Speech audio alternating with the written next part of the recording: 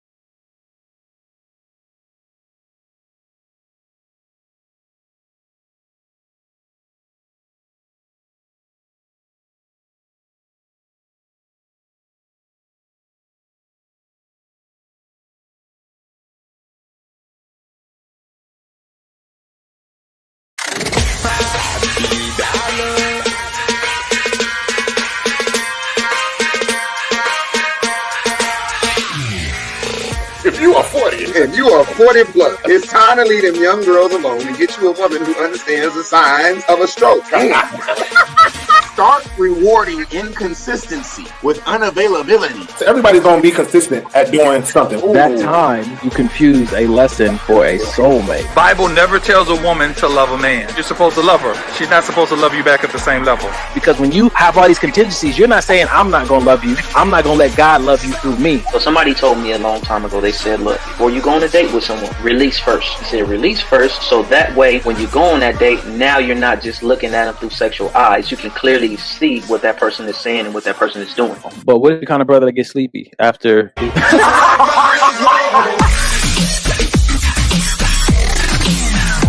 You can trust them to be themselves.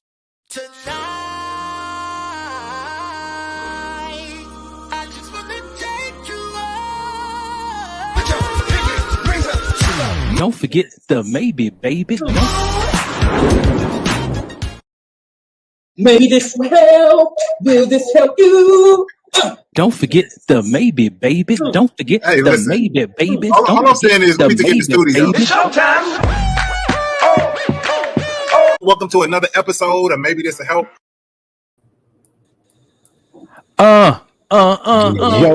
Yo. Wait a minute now. Wow. Yeah. Yeah. In the building. What up, fellas? Hey, so I was just texting y'all. This background, this black cement, that is dope. Like that. That's Hey, nice. that's a car wrap, homie. Wrap your car in that. All right. Anyway, Dang. ladies and Mike, gentlemen, Mike, welcome. What? Mike. Can I? Yep. I just want to Already.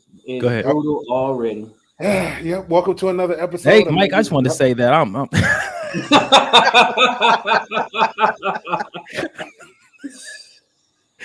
my bad, said the entertainer. Go ahead, man. Hey, right? Look at him. Hey, when a light-skinned brother tell you look like said the entertainer, you better believe him. He trying to welcome you to Chocolate City over here. Wow. I told this brother tonight we wearing black on black. Yep. That's And why I'm here. This is what Mike did. Chocolate. Mr. Chocolate. Own chocolate. Is he talking about himself? Yes. Hey. Listen. So before the show, let me tell the people. Before the show, Errol's talking about, oh man, I know why my camera making me look so yellow. It's this light that's shining on me. Look, check this out. Watch this. Bam. You see when I sit back? Look at that chocolate. Look at that chocolate up here. Look at this light right here. Look, the reflection. You can see the reflection all over my face. You see The that? same exact color, bro. I mean, but Mike, we got light on us, right? For sure. Not like this light I got right here. Hey. You know what? The camera light. Let me tell you. Light skin. I don't appreciate y'all right now, bro. Your light come from the inside. Light skinned niggas, they light come from the. That's what. You know what? I know what it is. What up, man? God is using me as a light to shine the light on y'all. Wow. All right. Woo! Hey. So I feel sorry for the viewers that are tuning in for the first time. They are probably like, my homegirl did not tell me that it was going to be all these shenanigans. I thought I was going to learn something or get something out. We are learning something. Zeta, you tell us right now, his color didn't change. You know what? I don't appreciate that. I don't appreciate that at all. You know what? I thought we was here. I thought we was here.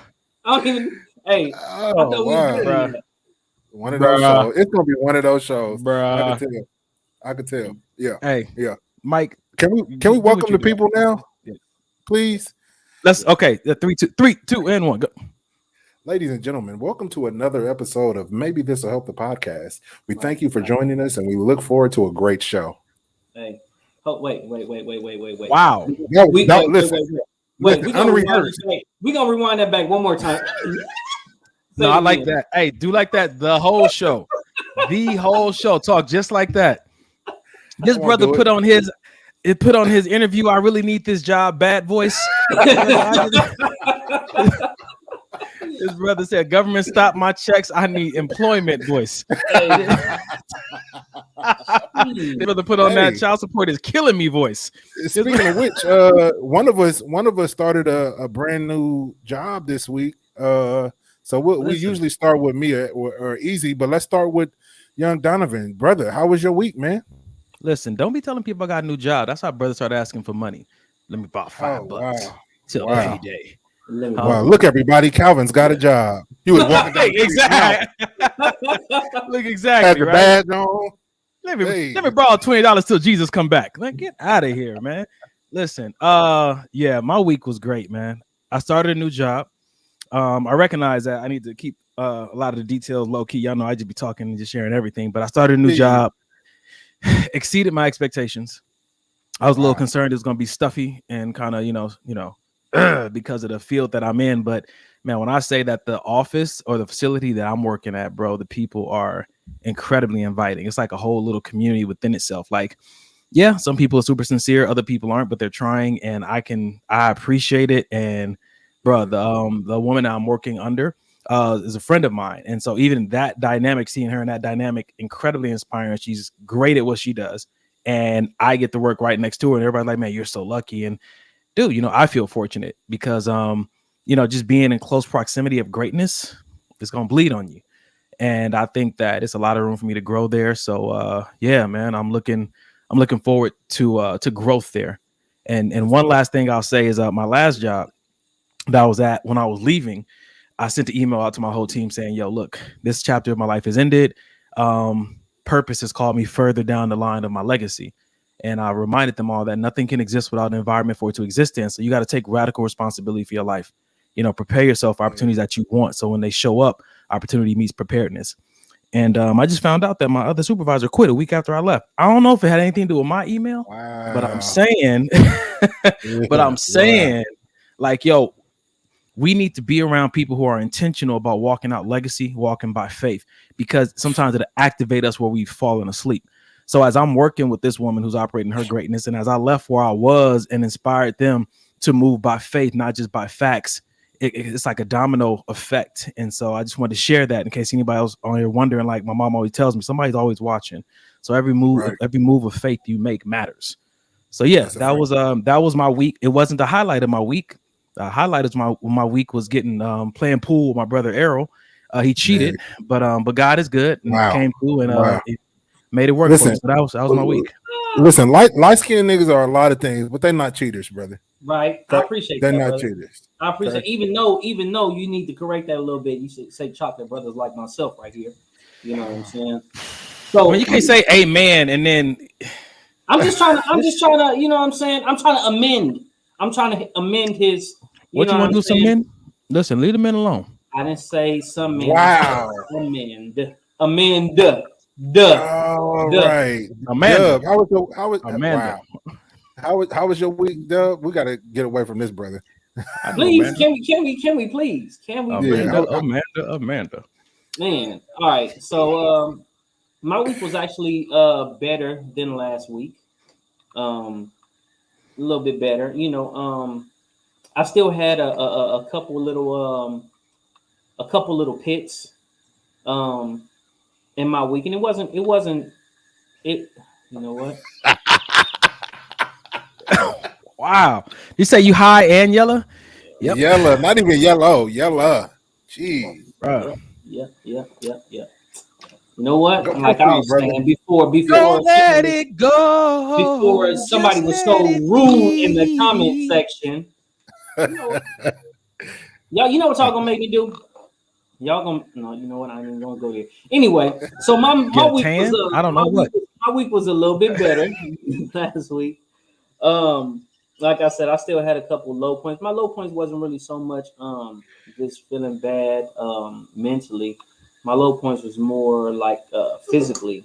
Sometimes I get these headaches, man, and it just kind of bothers me and it kind of puts me down for a couple of days. And I still push through, you know what I mean? But I still have to endure and just get through. So sometimes I just need to rest up and just make sure I'm always hydrated and I'm good. So I had a couple headaches for a couple of days, so it kind of had me down a little bit. But God is good. I'm straight. You know what I mean? Other than that, getting more acclimated with things that's going on in my job.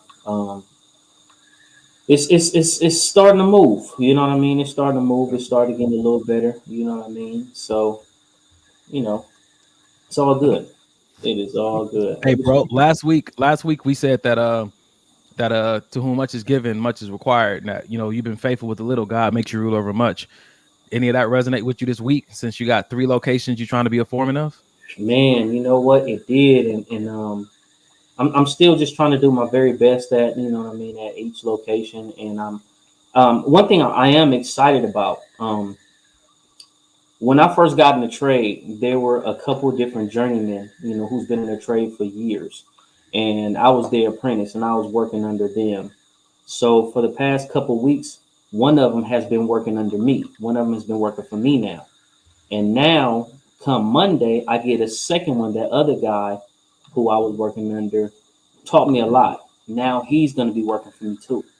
So wow. And it's just crazy because throughout it all, we've been maintaining a good relationship, the whole time. And these guys are very knowledgeable, So I'm looking at it not in the sense of these guys are going to be working for me, but I'm looking at it like these guys have so much knowledge. Even as me being their boss, I still have so much that I can learn from these guys.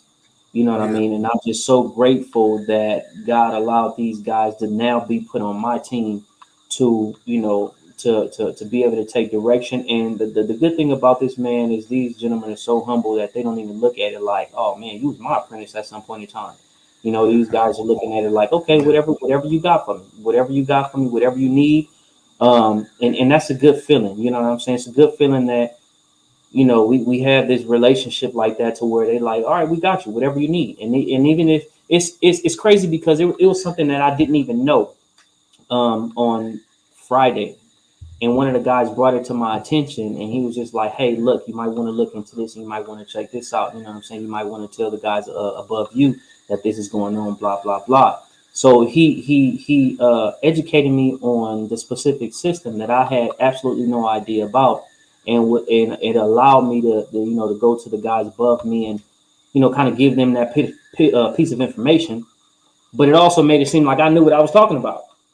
But in all that, the good thing about that and all that, I definitely gave him his credit. And I said, this guy educated me on that because I had no idea to even look for that. So I just thank God, man. I just thank God for the position that he got me in and the help that he got around me.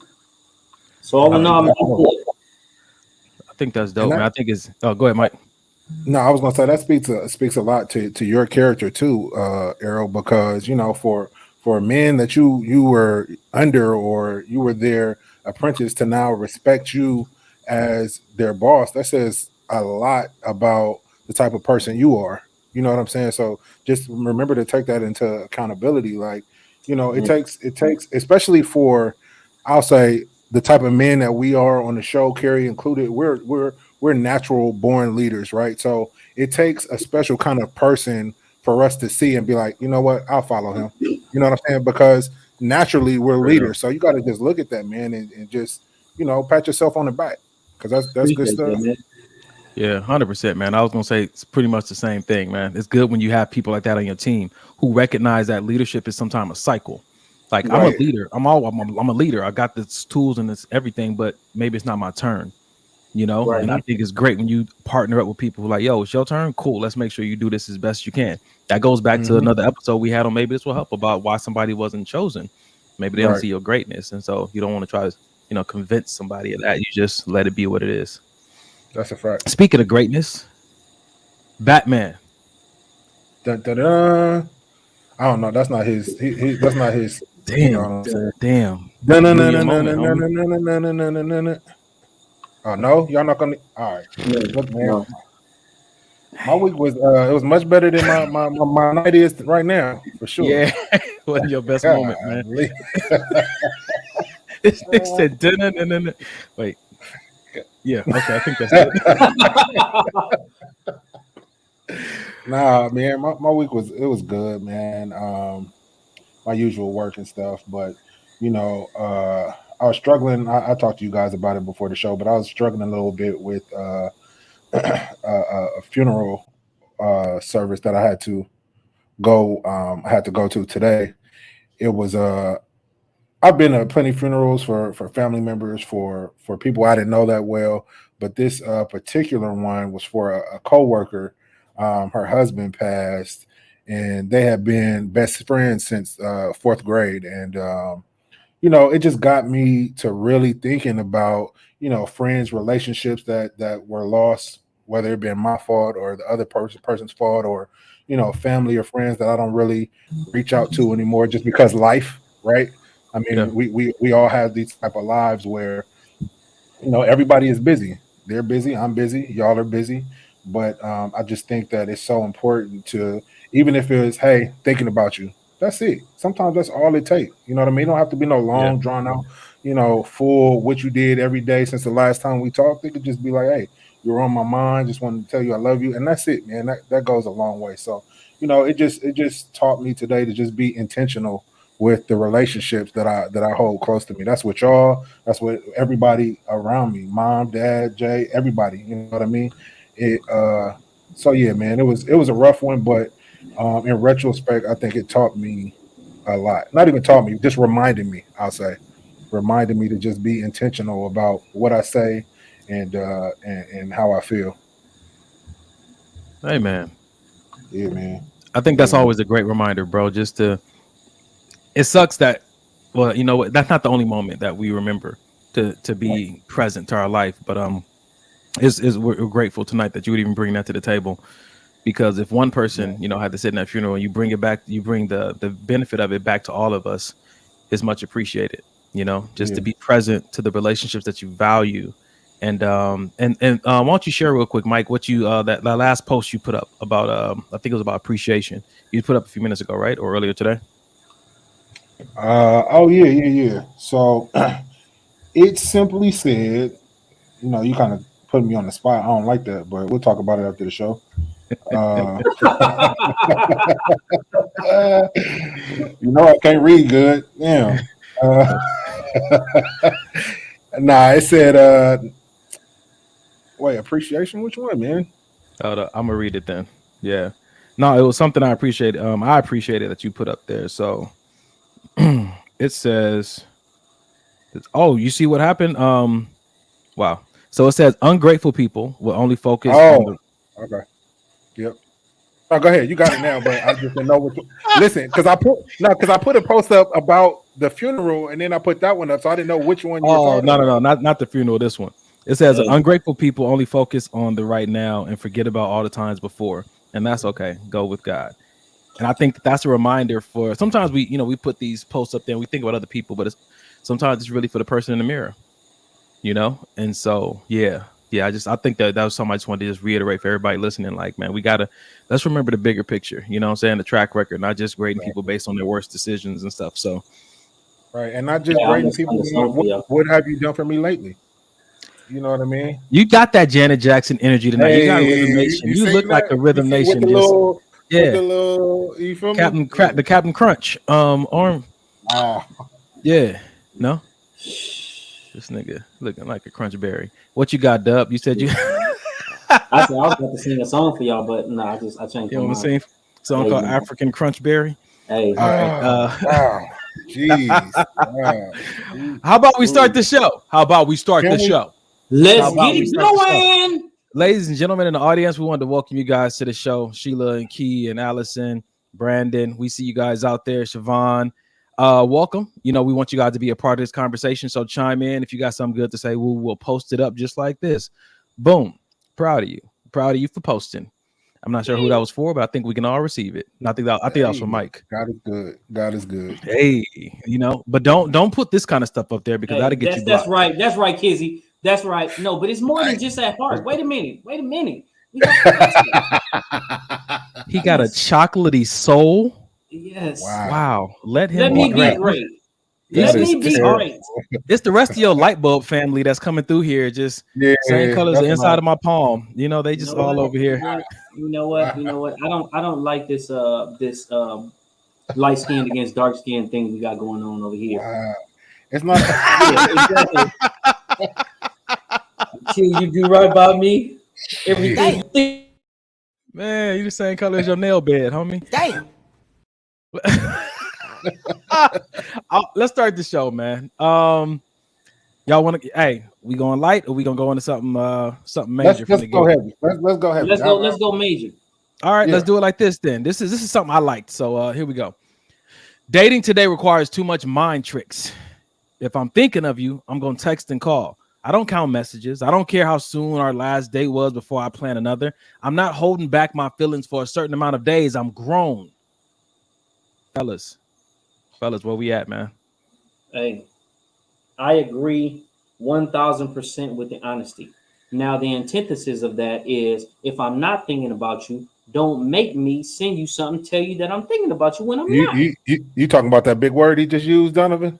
100%. Excuse me, like he said 1,000%. Nigga, it's the antithesis of the antithesis for me. I tell you like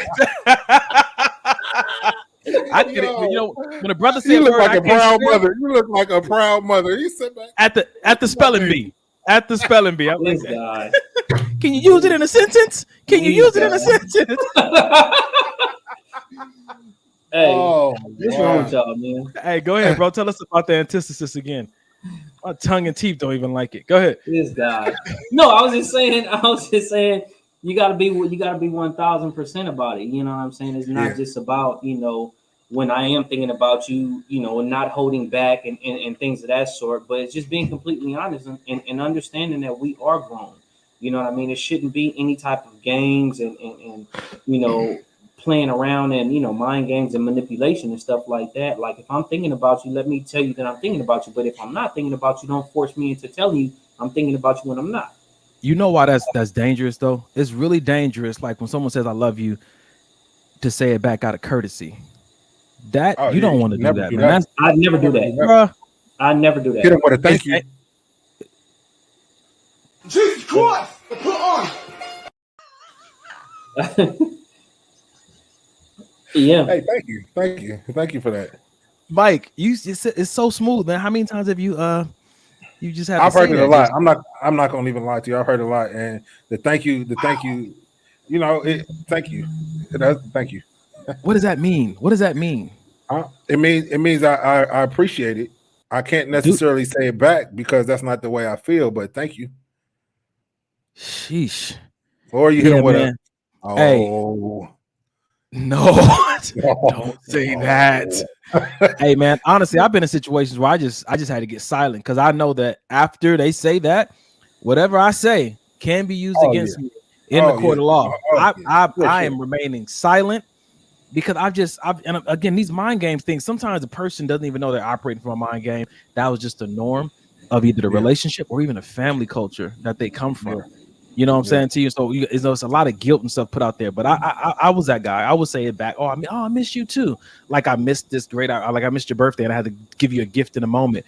But my behavior didn't line up with it. And so me just reciprocating that in the moment out of courtesy, man, it created some false expectations for the other person.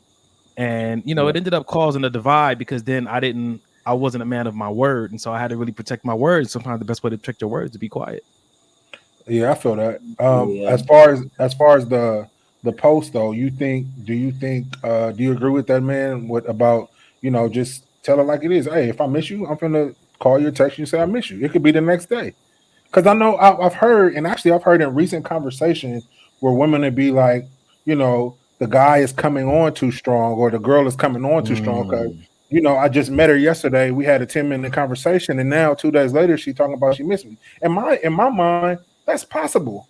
It's possible. Yeah. You know what I mean? Wow, I met this great person, this person that I think is, granted it was a 5-minute conversation, but in that 5 minutes, I was captured. You know what I mean? And I miss you, maybe, man, I miss your face. I miss, us laughing. Maybe it's something I haven't had in a while. You know what I mean? So I don't think it should always be taken as the dude or the female is a creep because he's or she is genuinely expressing how they feel. Because a lot of people always say, "Oh, I want somebody that can just, express themselves and be open and honest." But in actuality, everybody's not ready for that. It sounds good, but damn.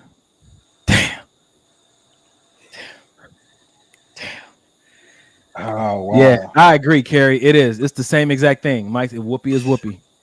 You love me, yeah. You love me, and you love me. Yeah. I'm pretty sure it's like Bruce Lee said. It's like Bruce Lee. It's the art of fighting without fighting. You gotta say it like Bruce Lee said, though. You gotta. Yeah, it's the art of fighting without fighting. Come on, man. You know what? There it is, bro. 100%. Why you put your head down, bro? You ashamed of your brother? You ashamed? Okay, you one of them cats. We go out in public and you just be like, God, dog, I don't even know who these cats are. Don't let light bulb fool you. You better tell him. You better tell him, bro. Hey, listen. Hey, because if anything, you the one who's gonna be putting your head down saying that about me. This creamy Creole over here, brother. That guy, when he go out in public, he is the. First of all, you don't call him creamy. Listen, I need to apologize to you. That was a mistake. God, hey, that's terrible. Listen, so terrible. I was talking to this young lady, and we made an agreement not to play it cool. You know what I'm saying? Not to play it cool. Like if you feeling me, you want to see me or whatnot, then just say so. Because I think my bad. I think that what happens in a lot of situations that I've been in is that I played it so cool that I cooled myself out of the opportunity. Right. And the same girl hit me like, if we ain't thirsty for each other, this ain't gonna work. And we scared to show your thirst or your desire or your want for that person. And for me, and I'll talk to Errol about this. For me, I had experienced, some rejection, some betrayal in my life, and so I didn't want to make a fool of myself. And like the song say, why do fools fall in love? Like I can't put myself out there. I got to monitor and manage every risk possible before I show you my emotions. And I'm not saying you just get willy-nilly with anybody, but when you feel something real, you need to respond to it in a real way. You know what I'm saying? Like it is, an opportunity of a lifetime. And shoot your shot, slam your dunk, whatever you need to do to let it be known. Like, this is why I'm feeling you, because you end up playing yourself if you don't. Hey, you never played basketball as a child, huh? You said slam your dunk. You never played. Listen, not even on the intramural. They didn't put you on. You was too thick. You was too thick for the intramural basketball team. Jesus. I'm just saying that the jerseys that have no jerseys big enough. That was the Southern Baptist in me. You know how they'll just make something work. You got to shoot your shot. You got to slam your dunk. You got to pin your bride. I don't even know what to say about you guys. You gotta slap your neighbor. You gotta tan your skin. All those things. See how he did you eat? Hey. See how he did you eat? You gotta tan your skin? Wow. I'm in your neighborhood. I'm knocking on your door. No, you ain't, nigga. No, you ain't. No, the hell you ain't. This nigga right here. Oh man. Hey, when you're planting a seed, you know what I'm saying? You gotta expect your harvest, right? I'm coming back with the vengeance. So get ready. Yep. What is happening? Yeah, exactly. Thank you. No, we don't want any of that. You know what said? How you even know? How you even know I did that? This brother is the kings of comedy. For y'all that's just tuning in, man, this is what we're talking about, man. Just too many mind games in dating right now. And this brother right here, I don't even know if he said it, but his picture like it said it. So I'm a text or call. I don't count messages. I don't care how soon last date was. In the audience, I want to ask you guys do the same thing? Do you wait like the traditional? I know you heard it, the 3 days before when you meet somebody before you reach out and text them. Are you the kind of person like, oh, I'm gonna text you in the morning, but only if you respond the first time, and after that, you need to text me in the morning.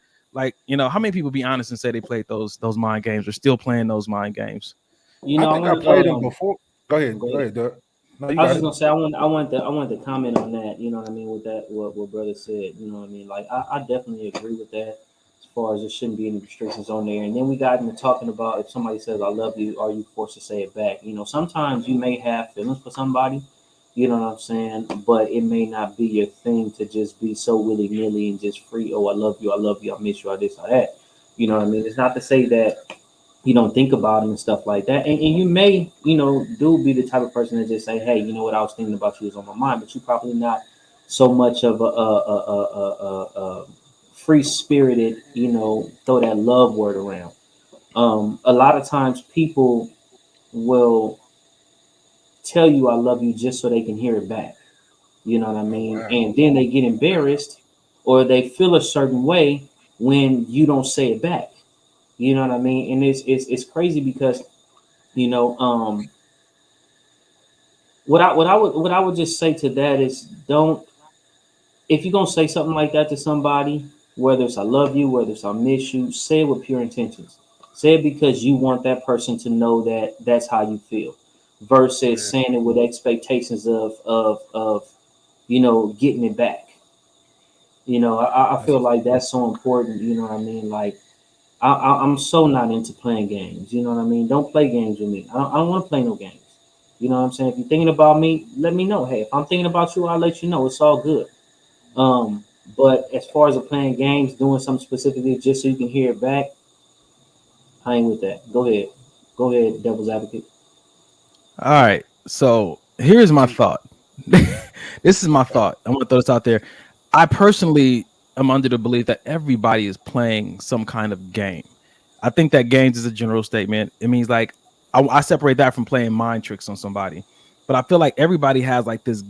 They've been embedded from wherever they come from, the high school, the family, whatever. They play a certain kind of game to win. And I'm not sure if that's what the game you were talking about or not, but I just want to just open that part of the conversation up because I feel like we do walk into the, we like somebody or the dating arena with this game plan, with this mission, this agenda in mind, and how we're going to make sure that we win. Yeah, see, now I have a devil's advocate on that because first off, I have a question. Like, what do you mean game? You know what I mean? Because I try to look at things like. Hold on, let me say something real quick. I appreciate that 100% because we just talked about on the show a few episodes ago. Clarifying questions are the best way to preserve and grow a relationship. So thank you for the clarifying question. Yeah. So I mean, I just wanted to know, you know what I mean? What do you mean as far as games? Because for me, I'm strongly against game playing and playing with people's mind and emotions and I got to do this in order for her to think this and stuff like that people do. So what exactly does that entail? When you say everybody plays games. So for me, this conversation, this revelation, I'll call it, came up for me when I started realizing that the relationship that I would have wouldn't belong to me or her. It would belong to God. And so if I was playing to get my desired outcome or for my best interest, if that was a pursuit, then it was a game because it's me against her fighting for who's going to be acknowledged the most, who's going to have their way the most, almost like that idea, happy wife, happy life. That's all based on this game. I was talking to one of my mentors. He let me know that if you and this woman date, you guys get engaged, you get married, this is for God's glory. It ain't no happy wife, happy life. It's not, oh, I'm gonna do all this so that I can finally get this out of life. Like it might just be like this big sacrifice. And so until I really understood that if this is a person I'm supposed to pursue, that is for God's glory, and anything outside of that is really trying to play or trying to win. I'm trying to win in love. I'm trying to win in relationships. And I'm not saying I'm stuck on that, but that's just the idea that keeps coming to mind when I hear the word game, because sometimes we are playing a game and we're just not aware of it.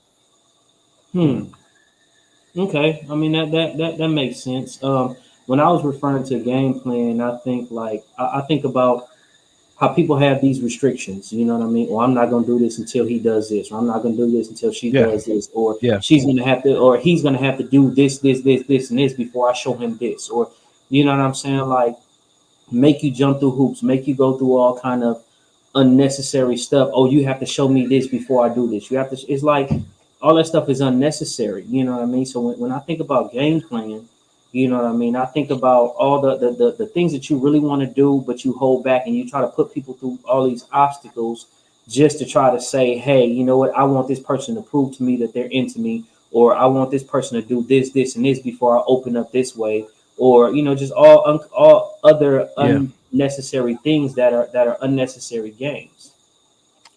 I think that just for the people's sake, because I understand what you're saying, E, but I think for the people's sake, he's not talking about setting boundaries. There's nothing wrong with boundaries, like, you know, or there's nothing wrong with if you feel that I'm not ready to do something until a certain point. That's not what he's talking about. What I'm taking from it is you're saying, you know what I mean? You already know you're going to do X, Y, Z. It's no point in making me jump through all these hoops just to see, oh, he'll do this for me, or he'll do whatever I tell him to do just to get to Z. If we're gonna get to Z anyway, let's just go to Z. We don't gotta go all the way around the block and 1, 2, 3s and do all this unnecessary stuff when you feel how you feel and I feel how I feel. Right. Let me tell you what I envisioned, Mike, when you said that. I envisioned sitting down at the table, you know, playing spades, right? And everybody's trying to position at what point they're gonna put out this card so they can win that book. When I say no games, what I'm saying is that you sit down at this table, I'm turning all my cards over. I'm saying this is what I have.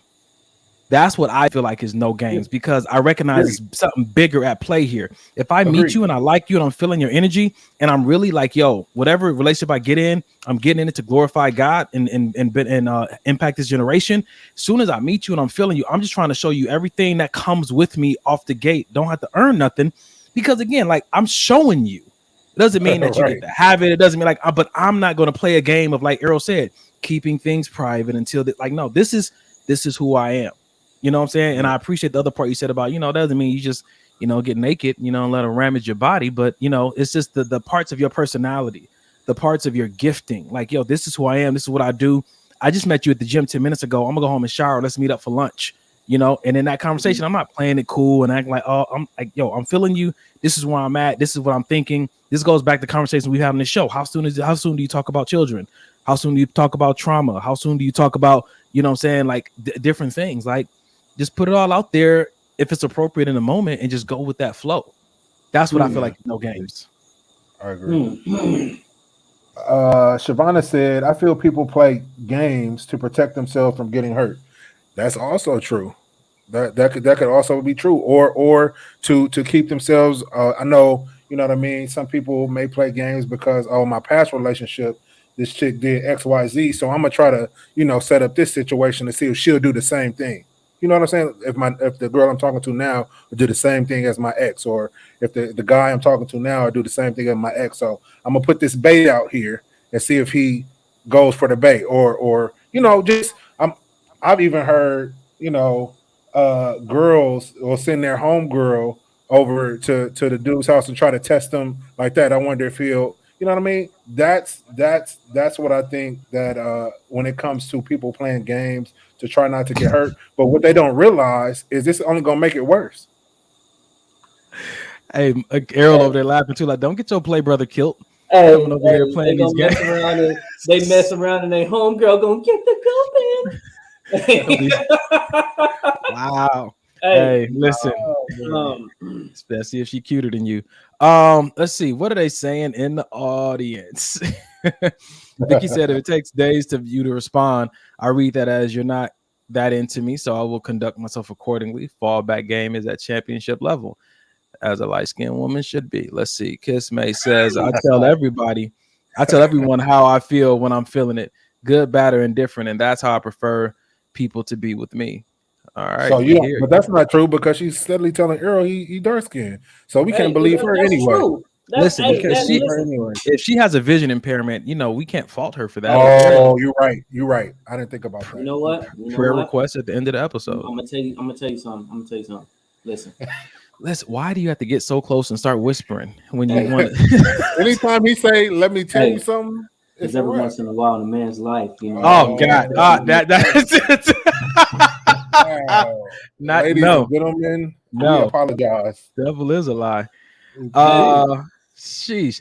I'll say this even back to Shavonda though, man. I feel like I've learned that playing games don't protect you.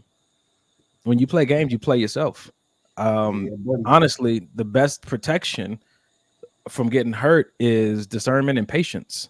I put a video up about that a long time ago, that love looks a lot like lust until it's time to sacrifice. And so if you want to not be fooled, be patient, because intentions always reveal themselves. You got to be patient, man. Take your time, do it right. Yeah, be prayerful. Do it right. We can do it, baby. Hey, Vicky. Go ahead, E. Go ahead, Vicky, I'm sorry. I love you. Say it back. Say it back. Say it back. Say it back right now. Say it. Damn. Fellas, what else y'all got on the queue for tonight, man? What y'all got on the queue, man? Hey, I want to see something interesting. Like Errol, huh? What? Let me ask Dell. It's okay to be bigger than your partner. Yeah, of course. Absolutely. I'm not going to let you tell you something. Let me tell you something. Look, let me tell you something. Look, I want my woman to have bigger legs than me. I want my woman's thighs to be bigger than mine. I mean, and the thing is, I'm pretty well proportioned. You know what I'm saying? Like, my legs fit my body. I don't have like sticks for legs. You know what I mean? I'm proportioned all the way around. But I want my woman's legs to be thicker than mine. Yeah, I want her. You know what I'm saying? You know how they be doing? You be thinking they be twerking their butt, but they be moving their legs and they be making their butt shake too. That's how the twerk really happens. See, y'all need to understand. I'm telling you, y'all need to understand. Yep, thick thighs save lives. Yep. Wow.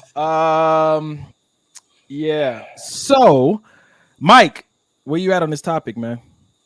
Is it okay to be bigger if she bigger than? Go ahead.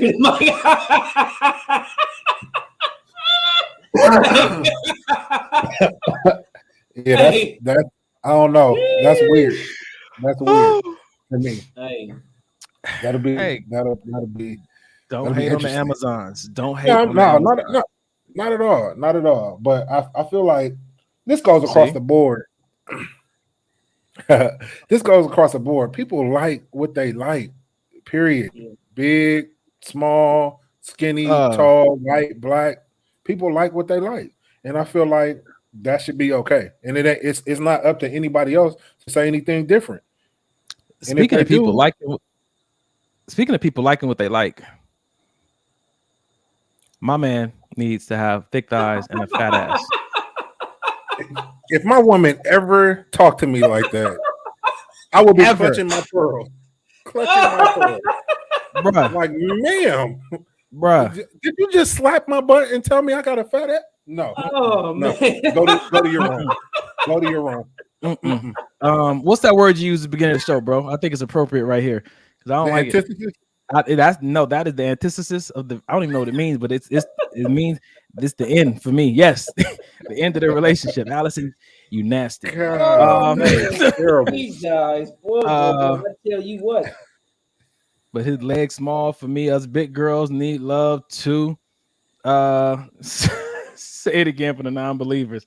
Big thighs do save lives. Listen, man. Mike, you said Mike Davis. This is where I'm at, man. I don't know. I've kind of always been on the side. Like, I just want to be. I don't want a woman bigger than me, you know. But I'm a pretty healthy guy, so that's never been an issue. I love thick thighs, you know, just as much as the next man. I like being thick myself. Listen, no, they're not thick. Listen, don't let me school you on the ankles, ladies. Okay, no. I started to sound like Arrow right there. Let me tell you something. Nice pair of furry ankles in the winter. But I don't know, man. I don't think it's not okay for me. It's not okay for me. Like if I remember being like dating a girl, you know, thicker than me and stuff, and I'd be in the gym just trying to make up for lost ground. not lost ground. I don't know, man. I don't know. I don't like it. I don't like it. Yeah. I'm sorry. I just don't like it. So that's But where I'm at. again, that's why I said everybody has their preference, and that's fine. What are you saying in the comment? You know Allison from she in Oklahoma. So I know. I know. Look, if I'm in the saddle, I need a strong stallion. The end. Wow. You took off the cowgirl, huh? That would have been perfect. I took off the cowgirl. Yeah, the cowgirl man. Yo, she got a whole amen corner over here. Oh, no, it's on there, bro. Yes, we got a picture. We got a picture of Allison. We got a picture. Go ahead, Allison. In Target. Hey, yo, it's different in Oklahoma. It's different out there. Hey, yeah, well, you know, it is what it is, man. Ladies, do you mind? And fellas in the chat, do you mind if the woman is thicker than the man? We want to know where you stand on it. Let's ask fellas. I feel like the women. What did we get any responses? Still waiting. You getting a response from this fella right here. Okay. Like I said, look. He said he'll take it down. It don't matter. Check it out. So look, I am 5'11", 201. I'm pretty well proportioned, right? I'm not, I'm pretty well proportioned, top and bottom. It's getting uncomfortable. Personally, hey, nigga, quit trying to think about me where I'm at. You know what I'm saying? Is this for your Christian mingle application? No. Hey, listen, you almost made me say something to you. So look, check this out. So I definitely, I got the spotlight. Look, check it out. Ladies, you know what I'm saying? I don't care what these dudes are trying to tell y'all right now, right? It's perfect to have thick thighs. You know what I'm saying? To have thick thighs, hips and butt and everything else. Forget what these dudes talking about. Just because this jolly green giant over here is like 6'13", you know what I'm saying? And he wants somebody that's gonna match his. He's scared to have somebody that's gonna match his size. And then you got little slim thick over here. You know what I'm saying? Yeah, exactly. He had to get up out of there. You pulled his car. He had to go.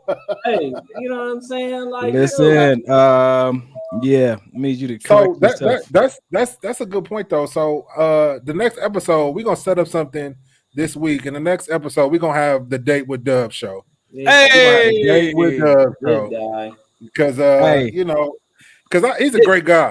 Hey, Mike, use the voice you used at the beginning of the show. Use it. Here we go.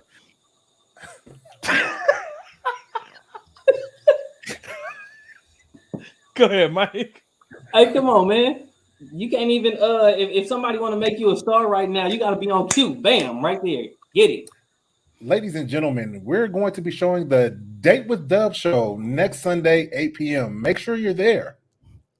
If you're looking for a guy who is proportioned, top and bottom, light skin with freckles, this is your chance. With a chocolatey soul.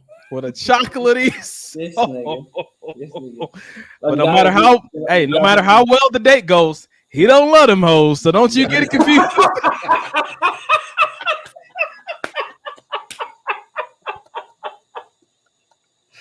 Listen, in his defense, if they're not hoes, they don't got nothing to worry about. That's actually I love them hoes. If you don't love them hoes, that's a good thing, right? Oh man, I'm with you, bro, because I don't love them either. So I'm with you. Hey, chocolate guys got see, case in point, chocolate guys have freckles too. Yep. I was with you. I was with you up until that statement. All seriousness, I really want to do that next Sunday. We're gonna put some question and answer Date together. With Dub. Yeah. Date with Dub. Be prepared to tell your homegirls. So what happened to Don? What happened to don't just try to leave me out there, Solo. What happened to Date with Dub and Don? I don't like people. So it's all you, bro. Wow. Oh, Yeah. Wow. oh, boy. Yeah. My heart is occupied. Hey. What up? Okay, cool. Do you have any prerequisites? So we don't. As long We as can just get rid of anything that's not wanted. as long as they're not darker than him. Huh? I plead the fifth. You should. Wow. 1, 2, 3, 4, fifth. Say it again in the back of the room. Damn, hurt. All right. We got a question for the fellas. What is considered too big for you guys? For me, I just want my woman to be healthy. Whatever that looks like. Because California avocado healthy? Or are we talking about Texas? We're talking about Texas healthy. Let's go Texas healthy. Texas healthy. Let's go. You know what I mean? Somewhere where we can, if I say, hey, let's go for a walk on the beach, by the time we get to the beach, I don't need you to be ready to go back to the car. Oh, wow. Just healthy. Wow. All right. Dub? I think for me, I am more about proportions. Oh, that's good too, Doug. That's a good one too. You know what I'm saying? I'm definitely more about proportions. So, I mean, I don't look at it as far as like, you know what I'm saying, what's too big. I'm more into proportions.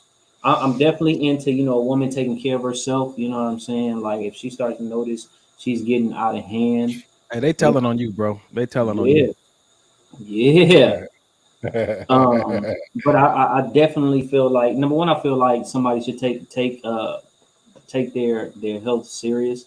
You know, you got slim women who can't walk down the street without huffing and puffing. You got big girls who can run a mile without huffing and puffing. So 100%. You know, it's really all about how you take care of yourself. And like I said, you take care of yourself, and it's just really about proportions for me.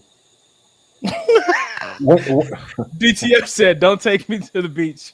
Cause listen, that and it's funny she said that because the day we all went to the beach and I was walking with her, or she came up to feed her meter. Listen, she wanted, can you carry me on your back to take me back to the tent? Like she was done. I was like, oh no, we gotta go rock climbing or something. No, Pookie she got them big old strong legs. She just like to be catered to. Don't let her fool you. Oh, man. I remember this goes back to a few episodes ago. One of my we talked about, you know, would a guy date a woman taller than him? And I think, you know, we went round table around that. And so one of my friends asked me like that same question, what's too big for you? Definitely dated girls taller than me. Man, I remember one of my exes, she was like in the 200 and wow. Okay. Well, you already said it, bro. You already said it. You might as well finish. You might as well finish. No, the fact that he whispered it, like, just wow. I didn't think you were gonna catch it. I apologize. Wow. I apologize. Wow, Mike, we got a whole hour worth of this show to go, bro. Just prepare yourself. Just prepare yourself. I'm not even gonna finish what I was saying. What's the next one? That's all we gotta say. No, the audience wants you to finish, please. The audience asked me to finish. Hey, they gotta know, you know what I'm saying? For this date with Don, they gotta know. For sure. They have to know. You know what, Siobhan, you know, Mr. Cutley, when did you become dark skinned? The level of disrespect right now, you know what I'm saying?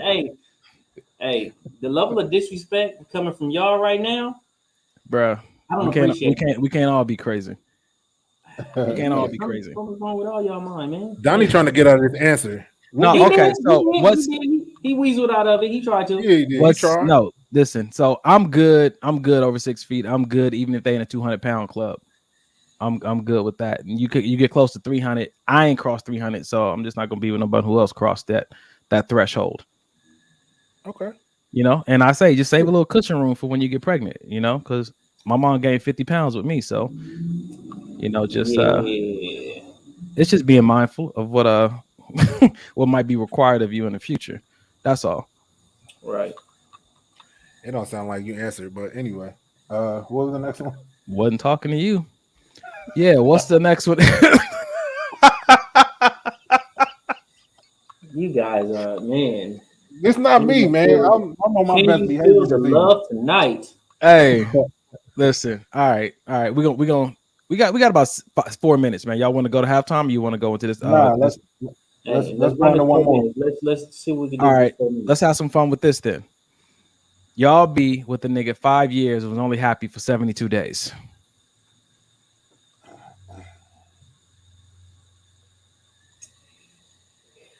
Yeah, well, maybe this will help. You know, the podcast. We are here live. Yeah, Hey, you know what's crazy? Put that back up, bro. Put that back up real quick.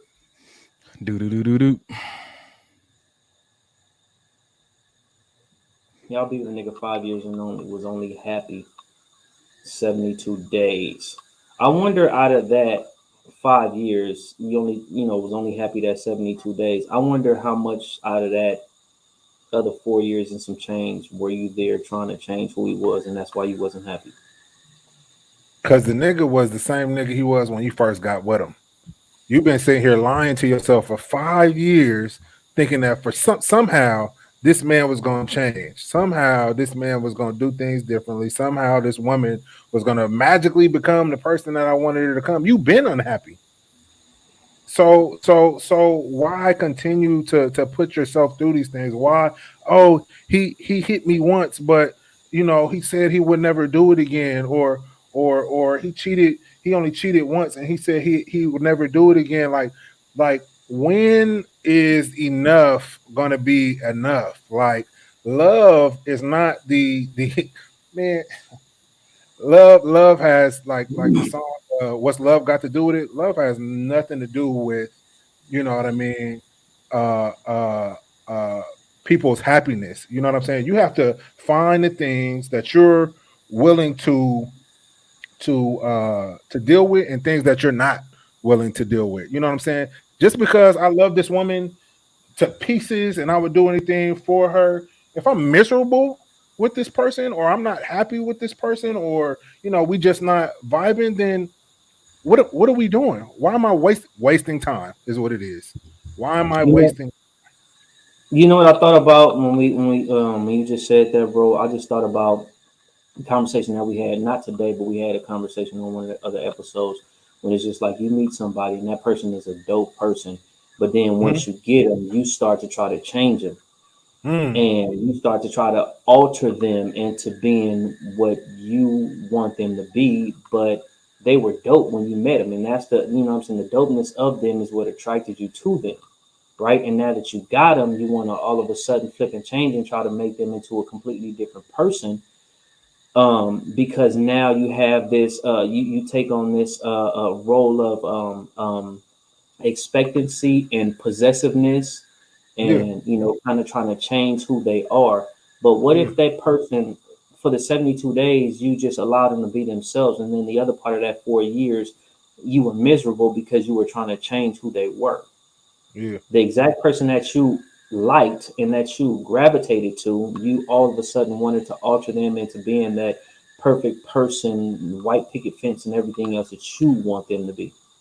I'll say it like this, man. I feel like even on on the flip side of that, like with myself, I just speak for myself. There's been situations where I saw somebody I liked, and again, I liked a lot of the potential, and so I feel like a lot of what you're saying, Dub,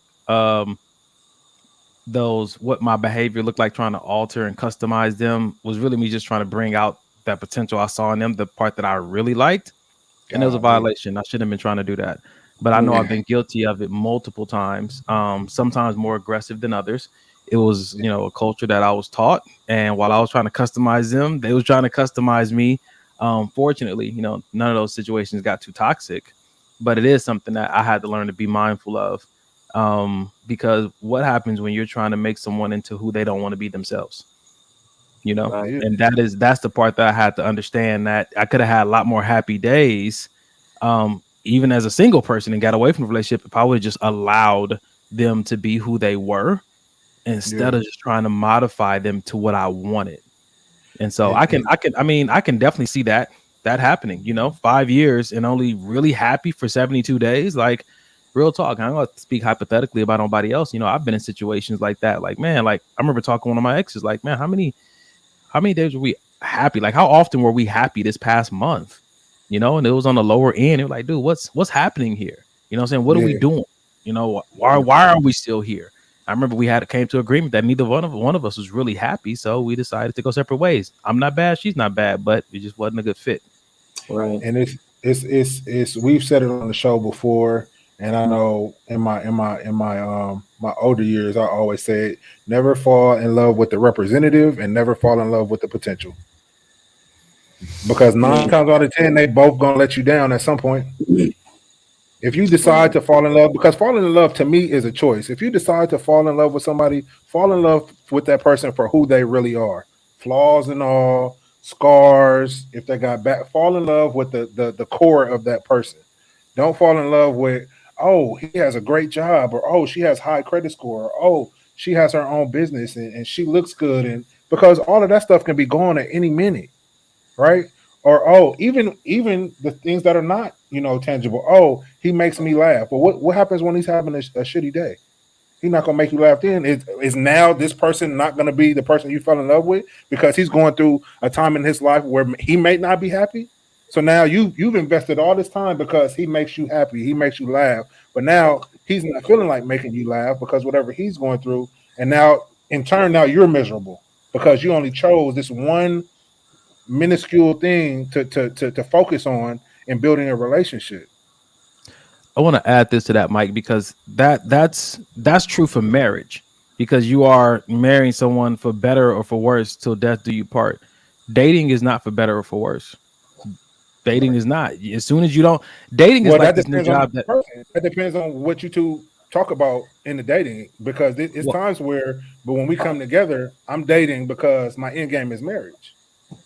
Yeah, your end game, that goes back to the games I was talking about in the beginning. Like, if this is for you and God has it for you, then that's one thing. But if everything is driven towards marriage, sometimes that can get you away from like allowing things to happen organically, because you're such a stickler to what you want to manifest. You're such a stickler to this has to end in marriage. You almost sometimes that can make you miss what other beautiful thing could be coming from this. And that's why I try to even be careful with my end game, because here it is, another game that I said we were operating for before. It's another game. My end game is power couple or whatever it is. But for me, I've really been trying to just create a very clear difference between marriage and dating and any other kind of relationship. Marriage is death till we do we part. Like I was going to say, like with this new job, it's at will. At any point they are not happy with my performance, they can terminate this contract I have with them. And I think that people should walk into dating and relationships with that same understanding, because I'm not gonna say whatever understanding is you need to have with that person. I just know that as soon as I get married, like that, and even when you get married, if it ain't till death do you part, or for good and bad, like then don't say that in your vows. Only say what you mean. Agreed. Don't repeat something just because the pastor's saying it. I think about like all the stuff that we're talking about. I definitely think it's good to help your partner reach their full potential, right? So it's not about changing the person in that aspect. It's definitely a good thing to help your partner reach their full potential. But what I also stand super strong on is I believe God made your personality for your purpose. And sometimes people get into relationships where they try to alter people's personality. Yeah. Oh, you can't do this and you can't do that, and I don't want you to do this and I don't want you to do that, and stuff like that. And they try to change who they are. If you're a quiet person, if you're an outspoken person, or you're whatever it is, if it's your true personality, not you trying to be somebody who you're not you trying to put on this facade or anything of that nature, but you're just honestly just being completely 100% genuine. I believe that God created your personality for your purpose, for the purpose that He has for you. Far too many times, I've been in situations where people want to try to alter my personality. Yeah. And it's clear situations like that, like, no, it don't work. Now you want to argue me down because, we're trying and we're doing this and we're doing that. And all of a sudden want to just, hey, let's go to couples counseling. Wait a minute, we're dating. Why would we need to go to some type of counseling and we're just dating? Right? We're getting to know each other. You know what I'm saying? Sit back, open up your eyes, see who I am. I will open up my eyes and see who you are. not trying to change you, not trying to alter you, but exactly just trying to see exactly who you are. And dating is not the point. It's not the place to try to force somebody to do something. It's not the place to say, hey, you have to. When is the place to try to force somebody to You do know something? what? Honestly, I really don't know if there is a place to try to force somebody to do something.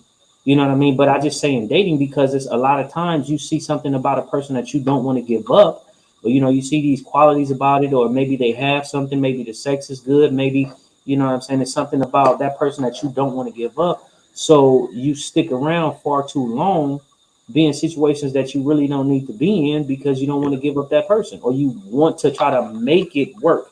You know what I'm saying? Like I was thinking about it the other day. You go to work for 8 hours, 10 hours, however long it takes, right? Then you come home and you have to work at a relationship. Like everything, does your whole life have to be work, work, work, work, work, work? I feel like if I'm in a relationship with somebody, I want to enjoy that person. I don't want it to have to be work. Now I got to sit up here and be stressed out because of all the shit that you bring to me. I'm already thinking about work and all this kind of stuff. Like it doesn't have to be like that. Agreed. It doesn't have to be that bad. But like Mike said, some days and some seasons, that is what it is. And so when my mentor told me, when you're considering marrying somebody, don't consider just marrying the best of them. Consider marrying the worst as well. There it is. Because that's what you're committing yourself to. You don't just marry, the part of them that you like. The whole gambit is now what you saying that I'm going to love. And that's why those vows, I think, are put in place through sickness and health, because no matter how a person starts, any traumatic moment can come into their life and alter their personality. They're not as funny as they used to be, or they don't have all the faculties in their mind because something happened to them in a car accident, or this physically, came down with an ailment. Yeah, nobody could really see that was coming. Is your love going to be altered, or did you attach yourself to somebody much deeper than the surface? Much deeper than your preferences. And I think that's the part that my mentor was trying to get me to understand, why we take our time, because you can like this person and really be vibing with this person, but at the end of the day, who do you want to build a life with in the darkest moments that are inevitable in life? Mm-hmm. So you know what?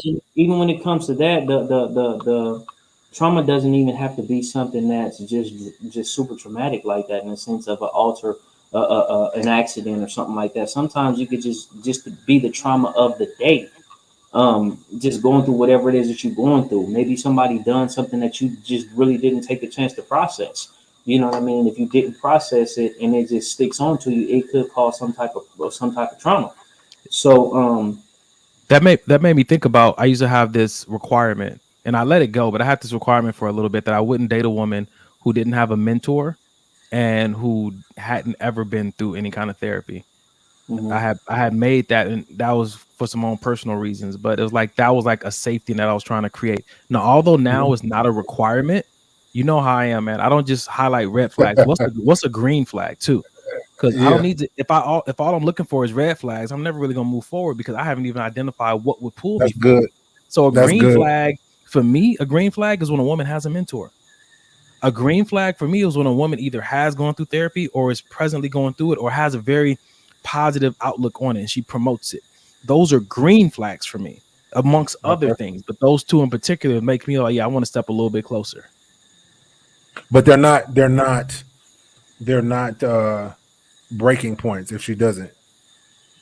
No, they're not breaking points if she doesn't. No.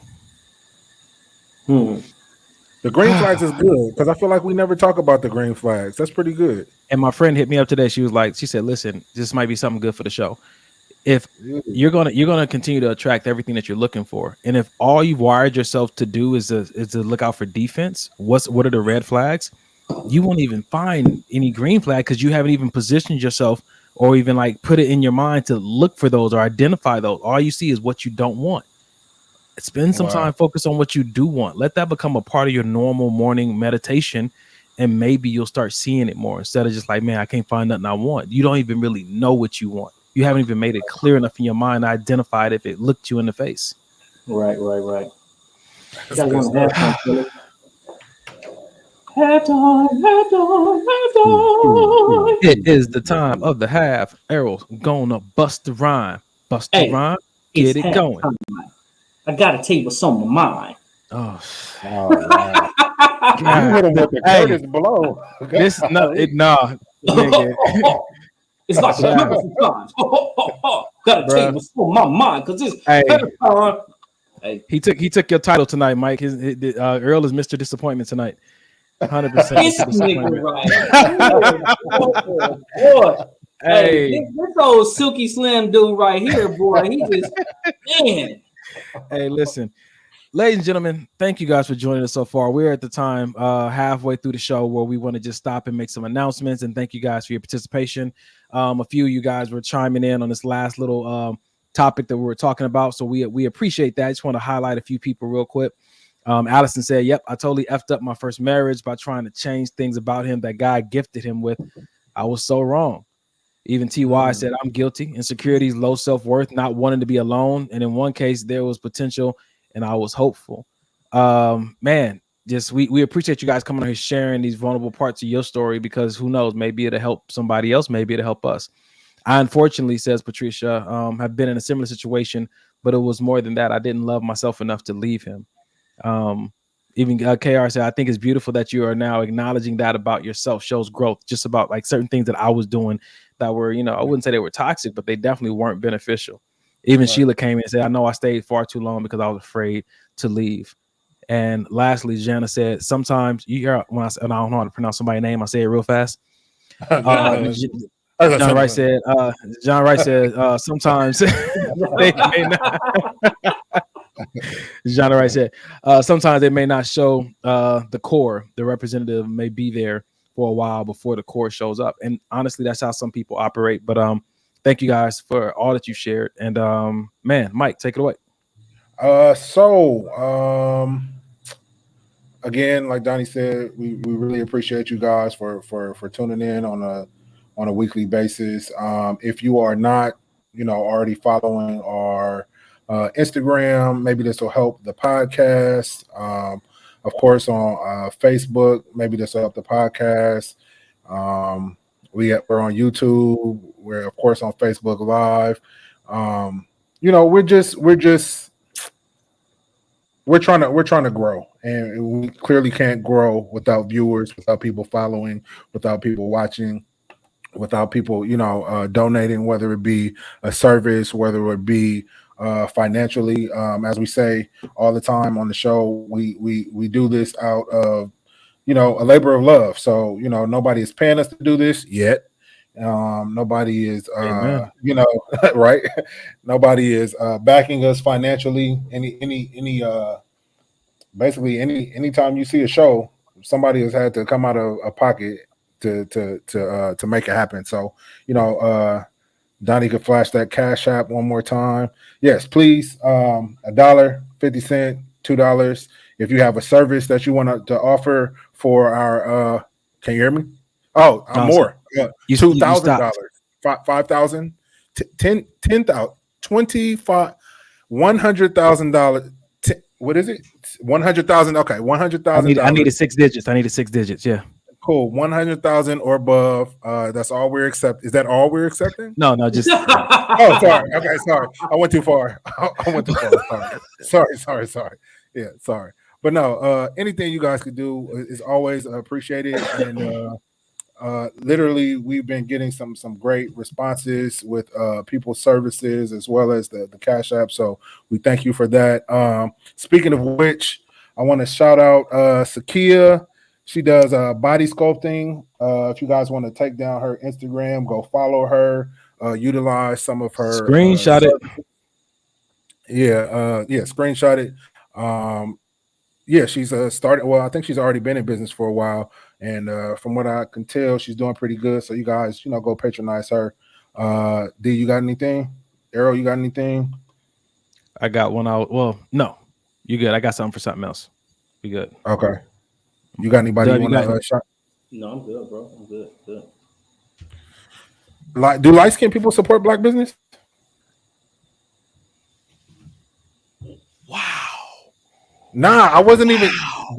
Dub. I was not. What?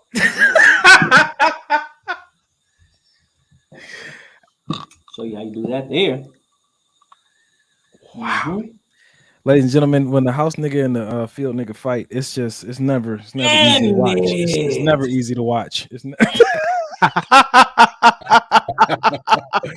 Golly.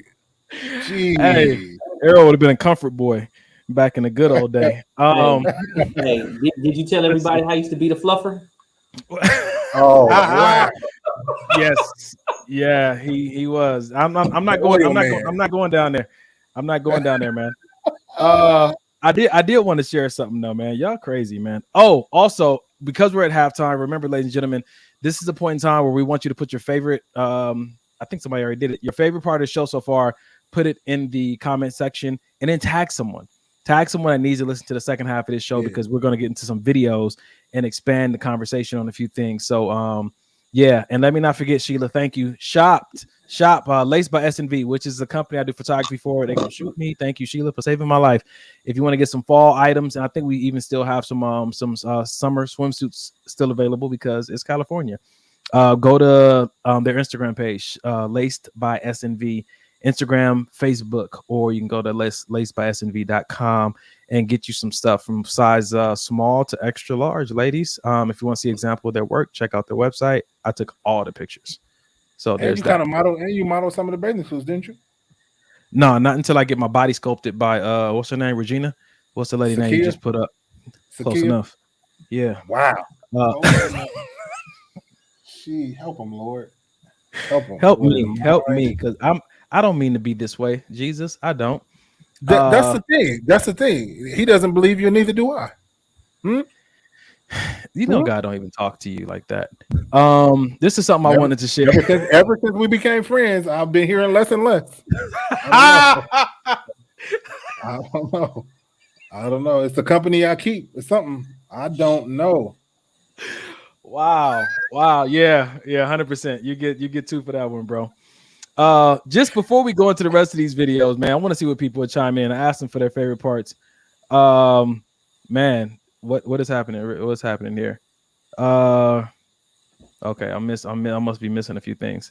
Portia, we're not going to talk about what a fluffer is just yet. That was one of Errol's jobs from back in the day. No, that ain't one of my jobs, bro. That was one of your jobs. You better tell him. You better tell him. You better tell him. Uncle E say you better tell him. Oh, somebody else asked on here. Jake asked, "Is it really a problem if she's 40 years younger than me, asking for a friend?" I don't know, man. Maybe we'll discuss it at some other point. But this is something I wanted to add, just to kind of pick up before we carry on with the conversation. How many people have honestly thought about what their green flags are? While we're doing the show, one of my friends just sent me this list, and I just want to run it for some people to consider maybe putting together a list of your green flags. He's secure within himself and has integrity, green flag. He's physically and verbally affectionate, green flag. He's ambitious and self-aware, green flag. He's playful, spontaneous, and takes initiative to plan things, green flag. He's romantic and thoughtful, green flags. He speaks his mind and his feelings, green flag. He takes accountability and apologizes when he's wrong, green flag. He reminds and encourages you to rest, aka he cares about your mental, emotional, and spiritual well-being, green flag. He adds value to your life. He pours into you the way you pour into him, green flag. We're not saying these have to be your green flags, but we're at least saying take some time to think about what they might be. All right. Sounds good. Yeah, no, it's important. Like I said, it's never really talked about. Even I'm guilty of it too, because we always, preach about, what I mean, identifying your red flags. And I think that some light should also be shown on the green flags. What works for you? What do you want? 100%. You fellas, go ahead and I'm about to step backstage real quick. Y'all want to run? All right. We you want to rock and roll the video? Go for it. Did you have one? You have one for us? Yeah. Let's see here. Let's see what we got. Oh, I got one for us. Cool. You ready for it? Yep, run it. This is my husband. When we first got married, we would get into really heated arguments over the stupidest things, focusing on each other's tone and the way somebody said something. We quickly realized that our arguments went too far and lasted way too long. and that we needed help. But since therapy's taboo in our community, my husband only felt comfortable going if we found somebody that looked just like him. After several sessions, we realized that none of our issues had anything to do with each other, but more with our own unhealed trauma. You see, marriage isn't about perfection. It's about progress. This is... Yeah, that's good. That's good.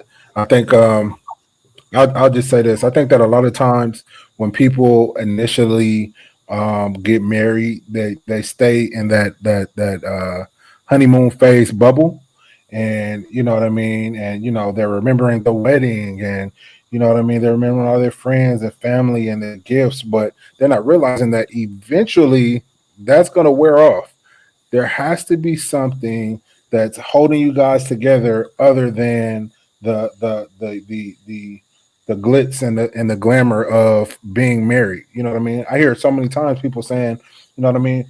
Oh, I've been wanting to be married since I was a little girl, or I've been wanting to be married since I was a little boy. And all of that, that's cool and that's great. But I think that a lot of people don't understand what actually has to go into a successful marriage. And I know you said a little bit ago that you didn't want to have to necessarily do a whole bunch of hard work, and it shouldn't be. It shouldn't be a whole bunch of hard work. But as Donnie said, eventually the time will come when you guys will have to put in that work. And a lot of times some of the things that come up in marriage are from past trauma. Not even in marriage, in relationships in general. Sometimes you don't know that trauma is there, and your significant other, your wife, your husband, your boyfriend, girlfriend is constantly triggering you. And in your mind, it used to happen to me. In my mind, I'm like, why is this upsetting me so much? Why is this bothering me so much? And it didn't dawn on me what it was until I actually started going to therapy and actually started opening up about some of these things and where they were coming from that stem back to when I was damn near a kid with one of my parents. And it's just so important to get in there and really do the work on yourself before you try to tell somebody else what they need to do or what's wrong with them. You know what I'm saying? It's important for not just you, but you and your partner to learn each other and learn yourselves. If you ask me, I say you need to learn yourself before you learn your partner anyway. Because how can I say I want you to love me if I don't even know how I want to be loved? How can I say I want you to be there for me if I don't even know how to be there for myself? You know what I mean? So I think it's great what she said. You know what I mean? Once they realized, you know, it's not you that's the problem. Hell, the problem is me. And a lot of times we don't never want to look in the mirror and say, yo, this relationship is failing because of me. And Right. I think a lot of that heartache and that pain can be, you know what I mean, X'd out if people would just own up to their own stuff. Right. So I wanna set a little bit of clarity. I don't think that relationships require, how should I say this? I'm not saying that relationships don't require effort, right? Yeah. Different things happen, you go through certain things, you know what I'm saying? You getting to know each other, you know what I'm saying? Any relationship is one person and their thought process and another person and their thought process combining, getting together. Everybody do not think the same. Everybody has different had a different path to get to where they're at, right? So what my journey was is not somebody else's journey. Whoever I'm coming into contact with, as far as spending the rest of my life with, she has her past, she has her history. I have my past, I have my history. And there is going to take effort and communication to mesh those two histories, right?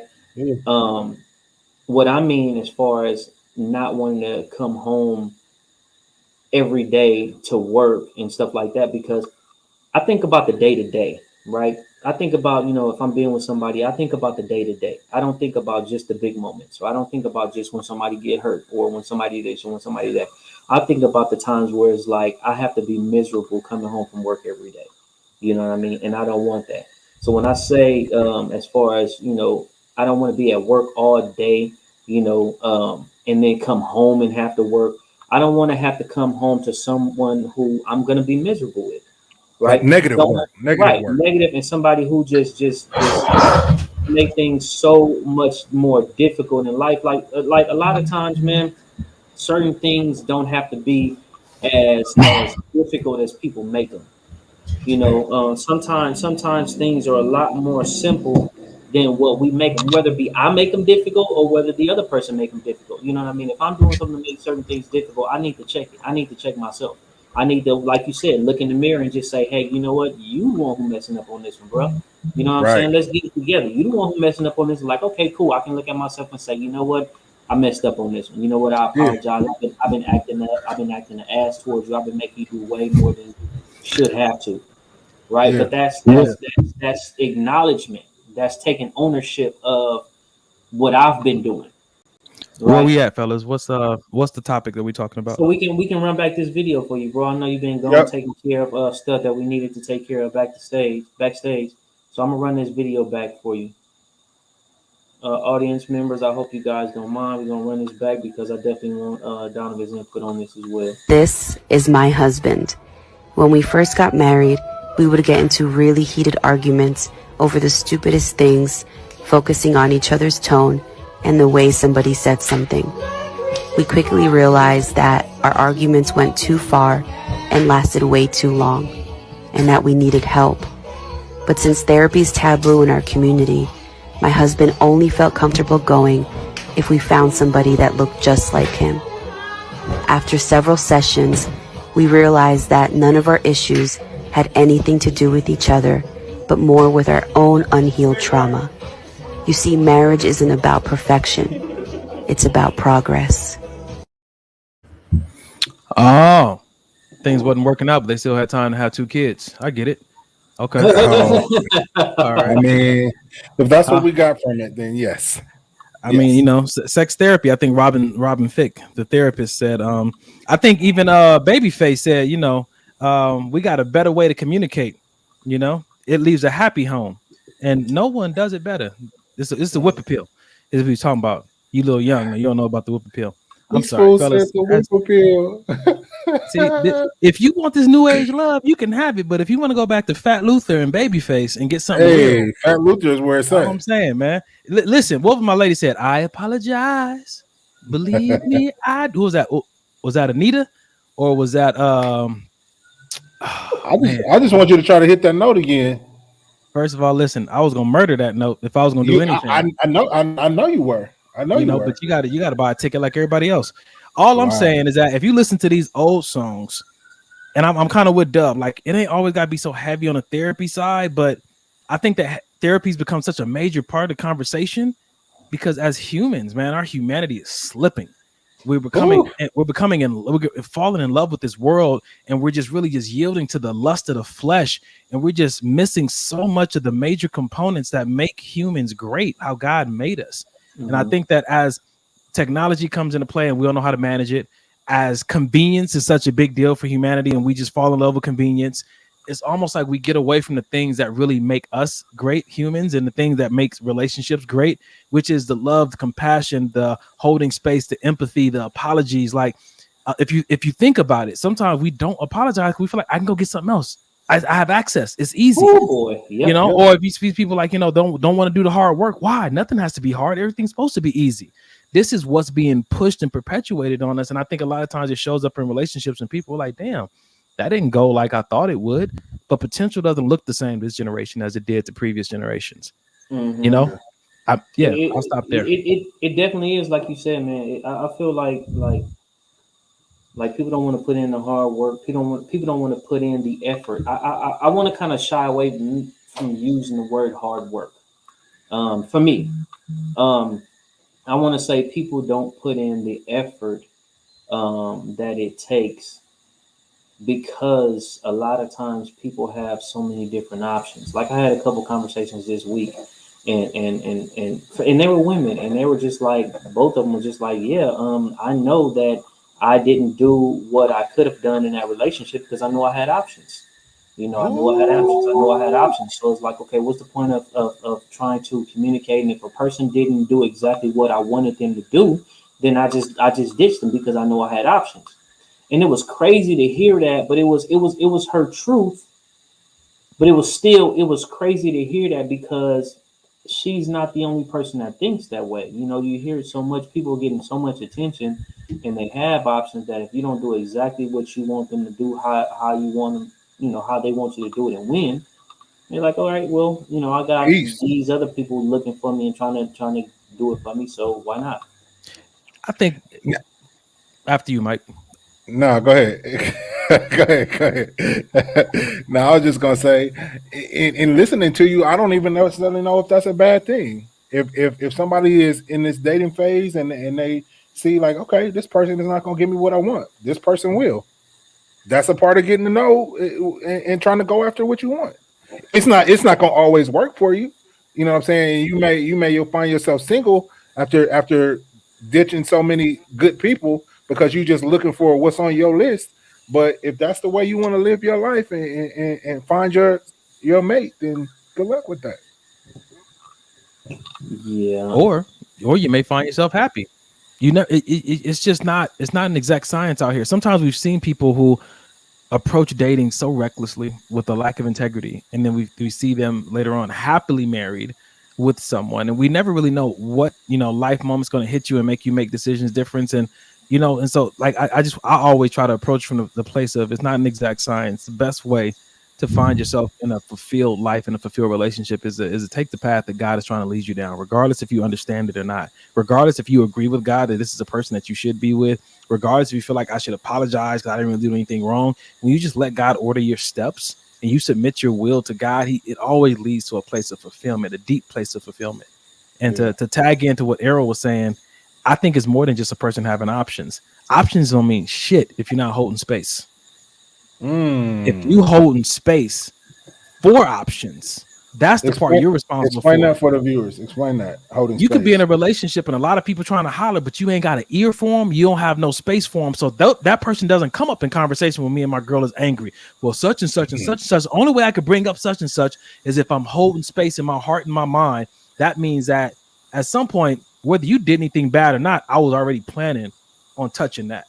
I was already planning on going that direction because I'm holding space for it. Now, the moment you upset me, I'm going to use that as an excuse to go there. But because I was holding space, the option now has a place to grow. Yes. I don't care who you are. It's somebody. It's always somebody that's going to want your partner, no matter how you look. It's up to you to not hold space for that stuff.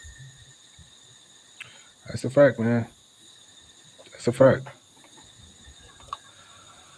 Hey, I know you was holding some space for her, right, bro? You know he was. Yeah. You know he was.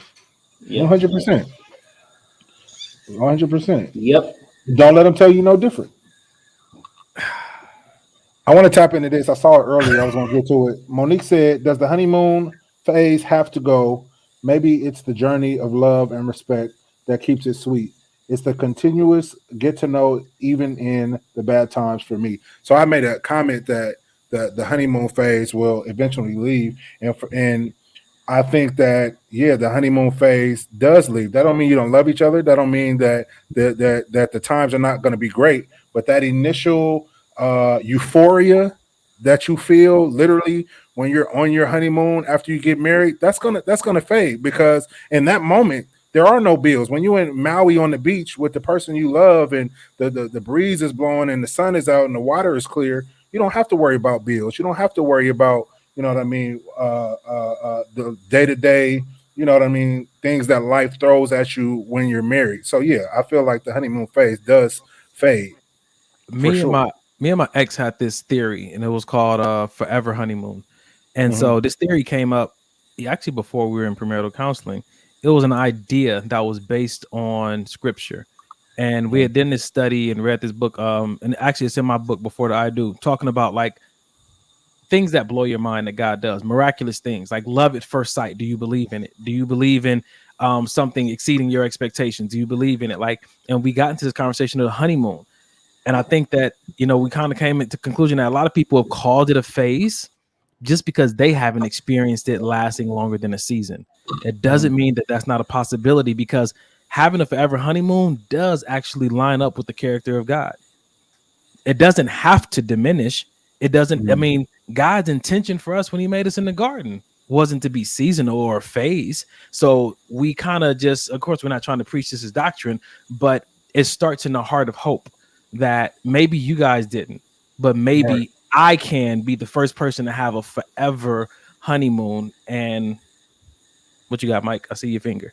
No, only because you mentioned you kind of correlated it to the garden and the way God made it, and you're exactly right. He didn't, but then what happened? Sin got in, and that whole garden phase was what? It ended. Because initially the way they lived in the garden was the way we're supposed to be living to this day, but that didn't happen because of sin.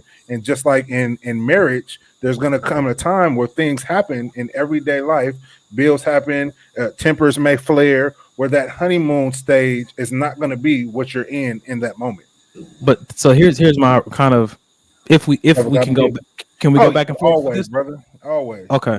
So here's what I'm thinking, that was it really the sin that got them kicked out?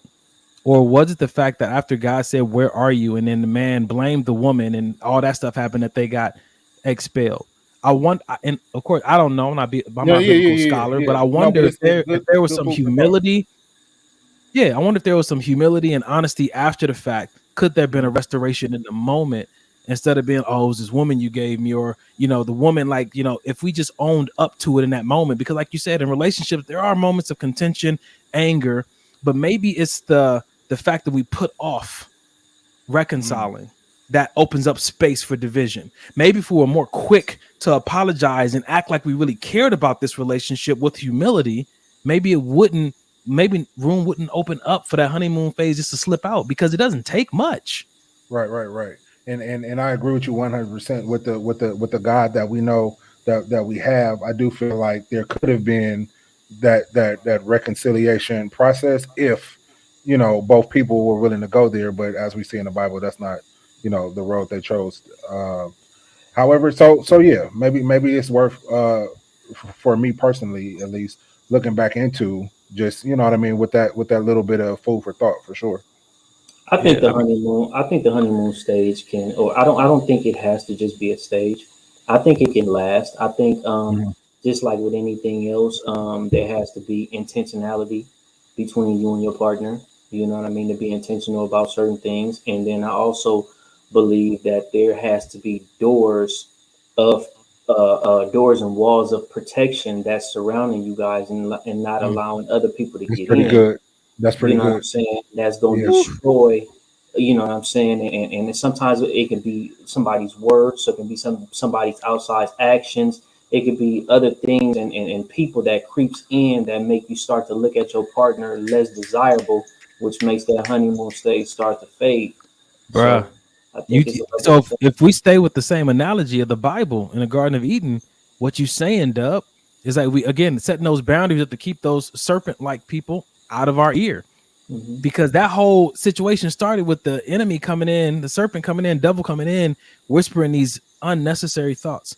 And if you listen to Transformation Church today, Mike Tower was talking about how the enemy came in trying to lead them into independence away from God. And that's kind of like the same thing that some people do in their relationships.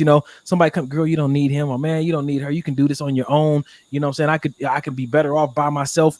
When someone has died to themselves to be joined with someone else, and you're trying to revive that independence, it's going to be in direct conflict of the marriage, and both of them can't exist there. You either got to be dead to self or working on being dead to self, or for this union to work, or it's not. Right. My opinion, my 2 cents. Absolutely. How y'all feeling out there in the audience, man? We waiting to hear from y'all. Y'all been a little silent. We want to see what y'all think about this, man. Mike, you got any words of wisdom for us? Because you definitely took that leap and were in that marriage bed, man. Wise one. It's a wise one. I just feel like you have to and actually I was thinking about this earlier. You just really have to know your partner. And I know we always say the dating phase is to gather information and data, but in that phase is just as important. because that's the phase you're really gonna gather the data you need to say, hey, this may be the leap that I want to take.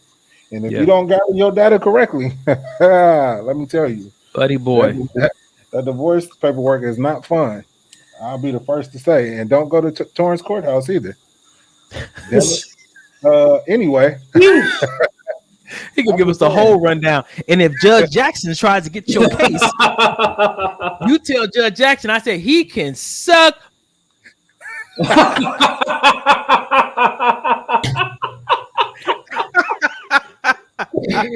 Yo, no, but in all seriousness, I think I feel like I was jaded initially, after it ended, but God sends people your way to refresh that. You know what I mean? So don't allow yourself to think that because you had one bad marriage, two bad marriage, three bad marriage, whatever the case, whatever you've been through, just as much as you can, try to keep hope alive. You know what I mean? Because God can restore anything, any type of relationship, any type of hurt. And a lot of times we sit here and say, there's no good women, there's no good men because of our personal traumas and our personal stuff we've been through. But like I was telling somebody earlier this week, it's so funny since we started doing the show, people have been hitting me up about relationships. But as we always say, we're not therapists, we're not giving advice, we're just speaking from our personal experiences and things that we've learned through the years. Not saying that you have to take it or you should, even that you should take it. But if you do, we know what's worked for us. And so I told the person, like, hey, it's not always, there's no bad dude. Sometimes you got to look at your picker. I think your picker may be broke. You know what I'm saying? You have the will, you have the experience to pick the person that you want to be with. These guys you can't call them an ex unless you gave them permission to be with you in the first place. So how did they get here? How did they magically get here? All these dudes that are doing the exact same thing the last one did. So you pick a different version of your ex. So you pick a different version of your ex and expect this new guy to be somehow different, even though you went with the same traits that your ex had. Do something different. Get outside of yourself. Throw away your list that you've been having since the 3rd grade and make a new one, because clearly that list may not be working for you. But all I'm saying is that check your own picker before you go out saying there's no more good men, there's no more good women. Oh, how come God hasn't sent me my husband? Well, you don't know. You don't know that. He may have sent him and you may blew him off because he wasn't a thug, because he didn't have tattoos, because he didn't have this, because he didn't have that. So you can't say God didn't send him if you. We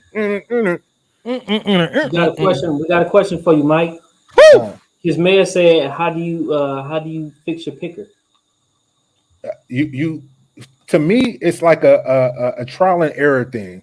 So I know these last 2 or 3 times I've been picking this XYZ. All right, I can't pick XY. Don't keep picking XYZ. Let's start there. Don't keep doing the same thing over and over, expecting a different result. Some famous guy said that was the definition of insanity. So right. So if it's not the definition of insanity, and I want people to understand that was a famous quote that someone said, but that's not the definition of insanity. I just had to chime in on that because you hear too many people saying that over and over and over again. That's the definition of insanity, and it's actually not. So, what is the definition of insanity? I'm interested. I'll tell you the definition of insanity right now, and I'll tell you exactly. You reading Webster? Who said that? Huh? You reading Webster? Emmanuel Webster. I don't trust Webster. Listen, or Wikipedia. What the ancestors say. So the definition of insanity is a state of being seriously mentally ill. Extreme foolishness or irrationality. You know what's interesting about that definition, though, is that if we look back, I love History Channel and stuff, and sometimes people have been labeled as insane because they were different. They looked at life different, and then later on, people say, "Oh man, they were a genius." I feel like again, it's a label, and if people want to put it on you, you know what I'm saying, you need to know you for yourself. And sometimes following God looks insane. Sometimes God will have you return to things over and over again because that's the path of development He has you on. And so, like you said, Dub, we got to be careful about the things that we really, grab and hold close to heart. But going along with Mike said, in order to fix that picker, you got to become more aware of what your choices do or what grows once you plant certain seeds. The Bible says that you'll know a tree by the fruit that it bears. And if you, like Mike said, chose this person and you have a long history of, relationships going a certain way, you at some point got to start looking at the seed that you're planting or the soil that you're planting it in and just become aware. Take notes. I did this today. This is what's happening over the course of next month. Like sometimes it really has to get that deep. A lot of people may think that's foolish to go to, but if you really want to fix something, sometimes you got to do crazy. It may sound crazy, but sometimes you got to, write stuff down and figure out how you keep getting to the same place. And you know where I learned that at? In therapy. And that's one of the things I really loved about, relationship counseling prior to marriage. They teach you how to systematically approach problems, not emotionally approach them. I don't like this, so let's fix it. Like, okay, as an adult, manage those emotions and those feelings, and let's have an honest look at, hey, where did things go left? Can we really calculate when did it happen and what? But a lot of times you can't get into the specifics of those kind of conversations because you're not dealing with a person that can manage their emotions, and emotions and feelings take over their mouth, and therein you don't have a partner to do problem solving with. And that's one of the biggest issues in relationships or marriage, that you don't have a person that you can actually solve problems with. And at that point, you don't care how they look, how much they make it their job, how funny they are at times. If you don't have a person that you can do healthy problem solving with, you're setting yourself up for something you ain't gonna want. Yeah, that's the truth. It makes the relationship easier when you have that. Like 10, like I'd say 50 times easier. When you have somebody and when you can have somebody that you can have the hard conversations with, and then they make you feel like it's not a hard conversation because you just talking. I'm talking to my homie right now. Look, man, you did XYZ, and to be honest, like I thought it was messed up. And then you get that dialogue that you get with a friend as opposed to somebody. Well, why you think that? I told you. Oh, okay, so now I don't even want to talk. Yeah, I don't even want to talk. Yeah. We gotta start listening to each other and really trying to understand what our I'm not even talking about just in romantic relationships. I'm talking about across the board. We got to really listen to each other and understand where people are coming from when they're talking, instead of just hearing words and they're going in one ear and out the other. What are you saying? And if you don't understand what they're saying, ask, what are you trying to tell me? Because I don't get it. This goes back to Dub. Dub is a fighter, but everybody thinks they can fight until they get in the ring with somebody who's been trained. It's the same way with communication. Everybody feels like I know how to talk, so I can communicate, until you've been in a conversation with someone who's taken time to develop their communication skills. It's different.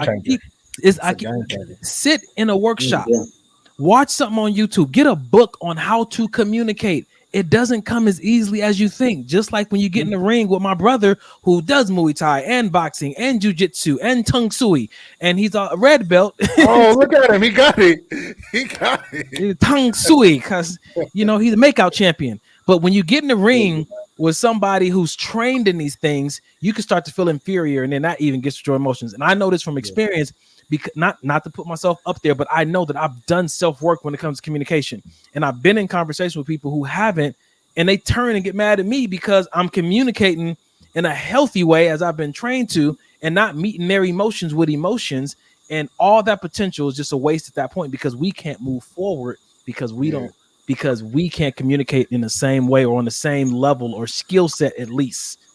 In that, again, because I don't want to leave the viewers with a bad taste in their mouth, but in that, even in that communication, and I know that Donnie is not saying this, but in that communication, you want to make sure that your partner doesn't feel, because you are trained, you want to make sure your partner or whoever it is you're talking to doesn't feel less than because they can't, can't communicate as well as you do. Just like Dub, if me and Dub were in the ring sparring and he's a 10-time better fighter than I am, but he knows I'm trying to learn, or at least I'm trying, he's not gonna make me feel like, dude, you need to get out the ring because you're weak. No, that's not gonna work. You said it right there, Mike. You and your partner spar, because what, Dub? Sparring makes you guys better. You don't fight each other. There it You is. guys spar to develop the skill set so you can fight the world and fight the enemy. You don't fight each other. Come on, Dub, man. when you sparring in class, are you guys really trying to injure each other? Dub might be. Dub might be. No. I was there at the last class. Dub might be. The tall white guy, I feel like you might try to anyway. No, that's my guy, man. I'm not gonna. I don't listen. You know, when you try to hurt people, you're not gonna have anybody to train with. Same thing in a relationship. If you try no. Say that again. Yeah, that is really good. When you're trying to hurt, you know what I'm saying, each other, you're not gonna have anybody to train with. Same thing in a relationship. If you're trying to hurt each other, you're not gonna have anybody to walk this thing out with. So what's the point of trying to hurt somebody? You know what I'm saying? You have to be able to actively listen and not just listen from your own feelings. You can't just listen to somebody from your feelings. You have to listen for understanding of what that person is trying to convey to you. If you listening to somebody else from your feelings, you're never going to hear whatever it is that they have to say. They're going to say one thing that piss you off or that strike a nerve or that do something, and everything else after that you're not going to be listening to because you're going to wait for your rebuttal, or you're going to try to interject and say whatever it is that you have to say. So, you know, it comes a time where, you know, when it comes to having a conversation, when it becomes a disagreement or when it becomes a feeling about something, you have to be able to listen from a place of trying to understand, not just listen from your feelings. I did not realize when we started the show, when we were backstage before the show started, that the show was going to be this damn good. And I'm never one to brag, but you two brothers are some dope brothers. Golly. And it surprises me sometimes because I know both of y'all are stupid. So it surprises me when I hear these deep, like meaningful words come out of your mouth. I'm like, golly, two buffoons can be smart, I guess, every blue moon. Anyway, Jesus. I got nothing, man. I got nothing, dog.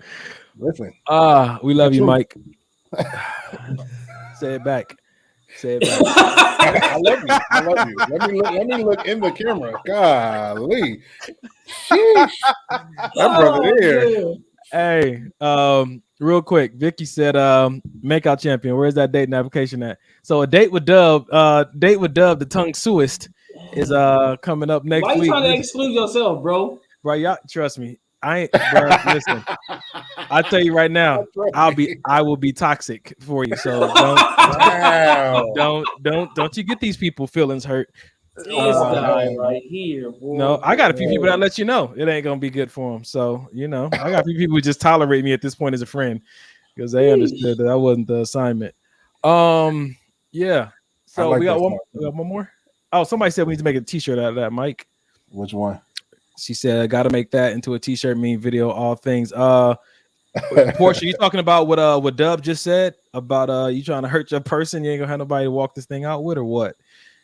Oh goodness, KR, Lord, you gonna pray for her? Oh yeah, yeah, that's right, Kizzy. Man, I feel like we block her every week, and sometimes she got a hack or Dub is taking off the block. I don't know what's going on, but put a block on the damn phone, Yvette. ain't that what Jody told her? Put a block on the damn phone, Yvette.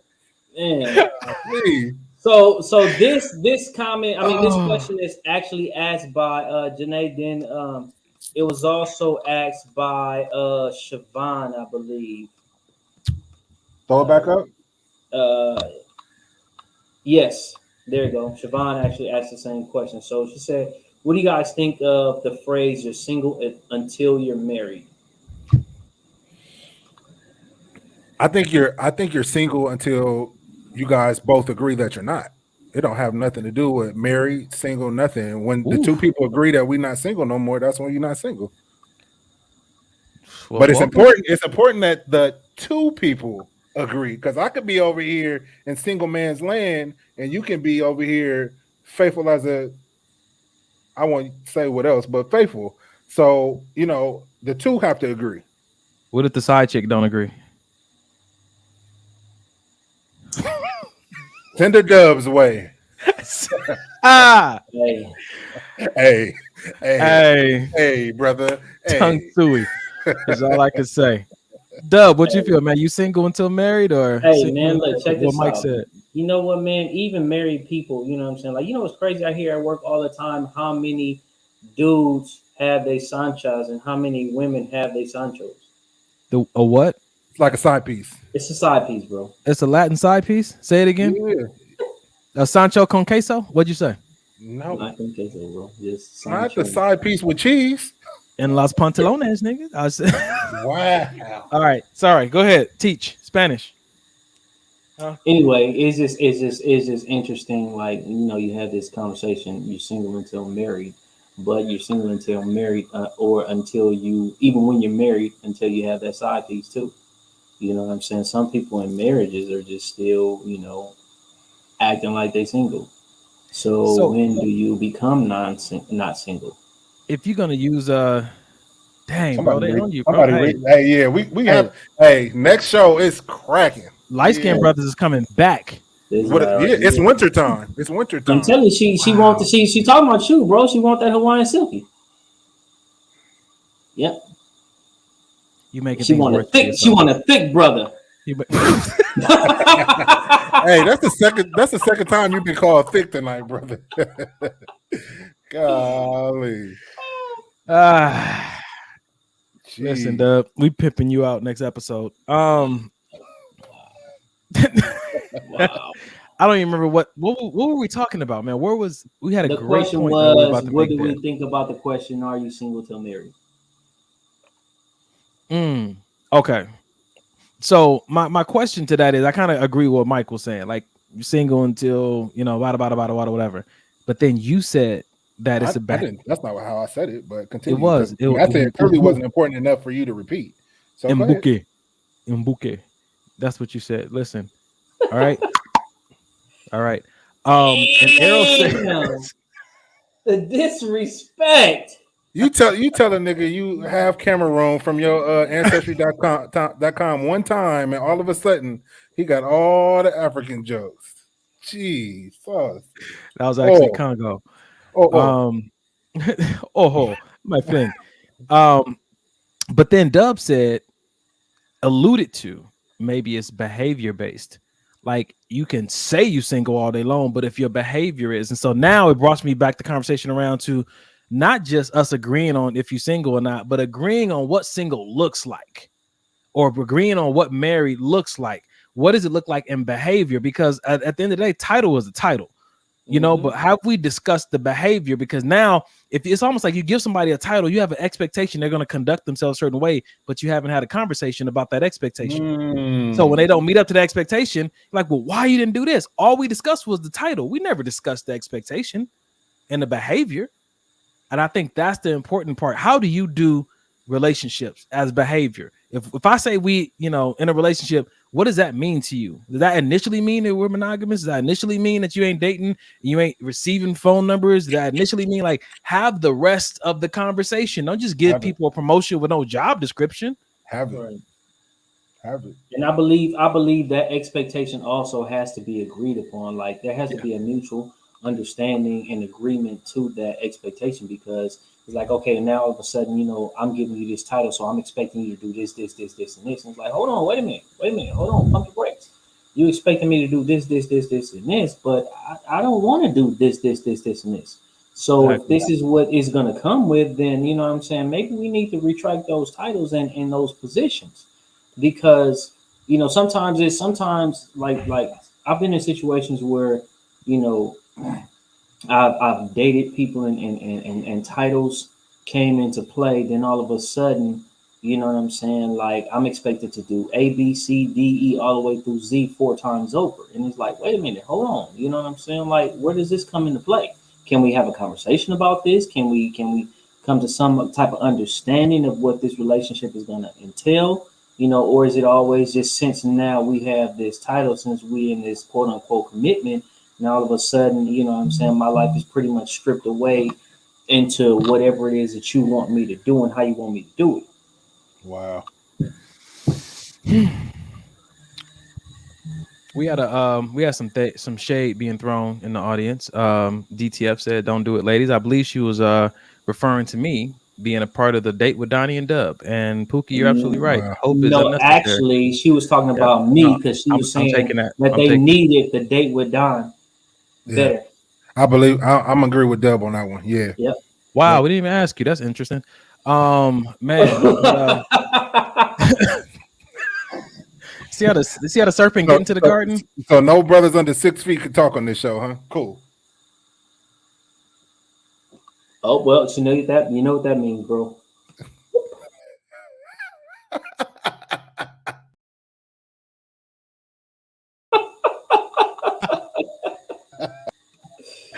This old Napoleon spirit nigga over here. Listen, all right.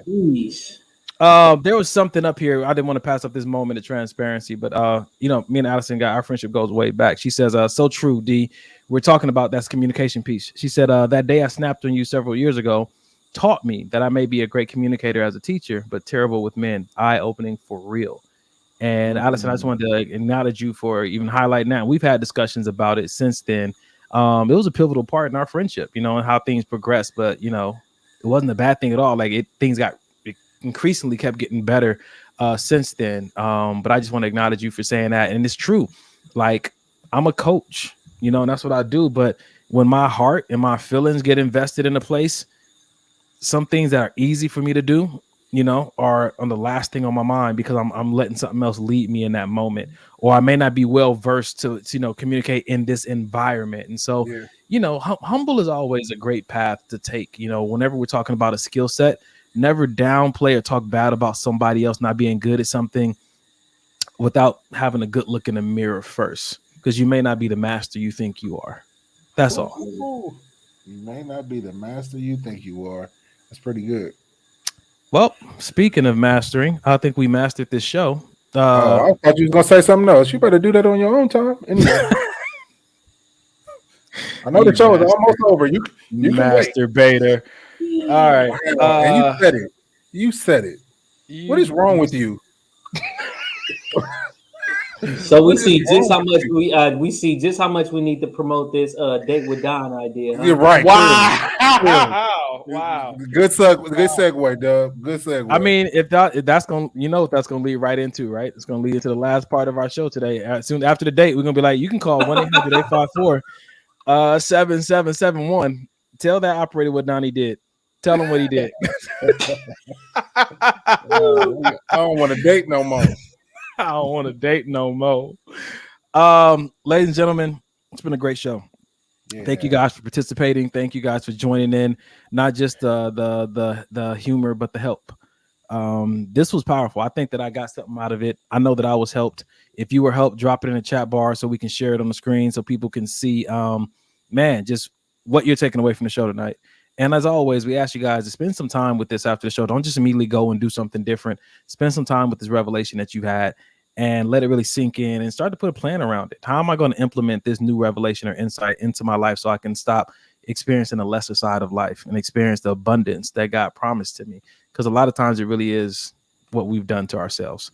And so we can undo it with new behavior that comes from new insight. So with that being said, ladies and gentlemen, fellas, y'all got any last words before we do our mental health check?